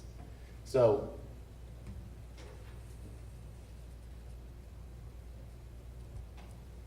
yeah, feel free to keep bashing me on social media, but, you know, we've got, there's a, you know, I'm not going to say anything to put this township in a position for there to be problems. That's me. So, had some really good discussions with folks on things like serving on committees and wanting to be involved more. So I'm very excited with some of the conversations I've had over the last few weeks with individuals that are looking to get engaged with the township more and willing to help. So really, for those listening and online and such, thank you for reaching out. I look forward to getting more involvement. Let's keep moving forward together. And I think some of the stuff out there I'm hearing, Suburban Park and our township police and Public Works, just all that goodness is just testament to the hard work of staff. So thank you very much. Over.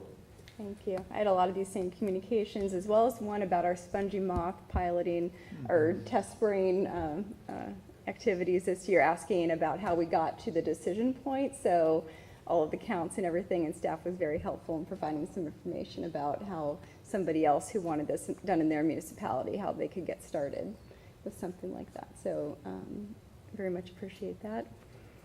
And we have a number of calendar items included in the agenda, including our special CIP meetings, dates and times. There is nothing else. I will take a motion to adjourn. So moved. And I'll second, and we are adjourned. Thank you. Thank you. Thank you.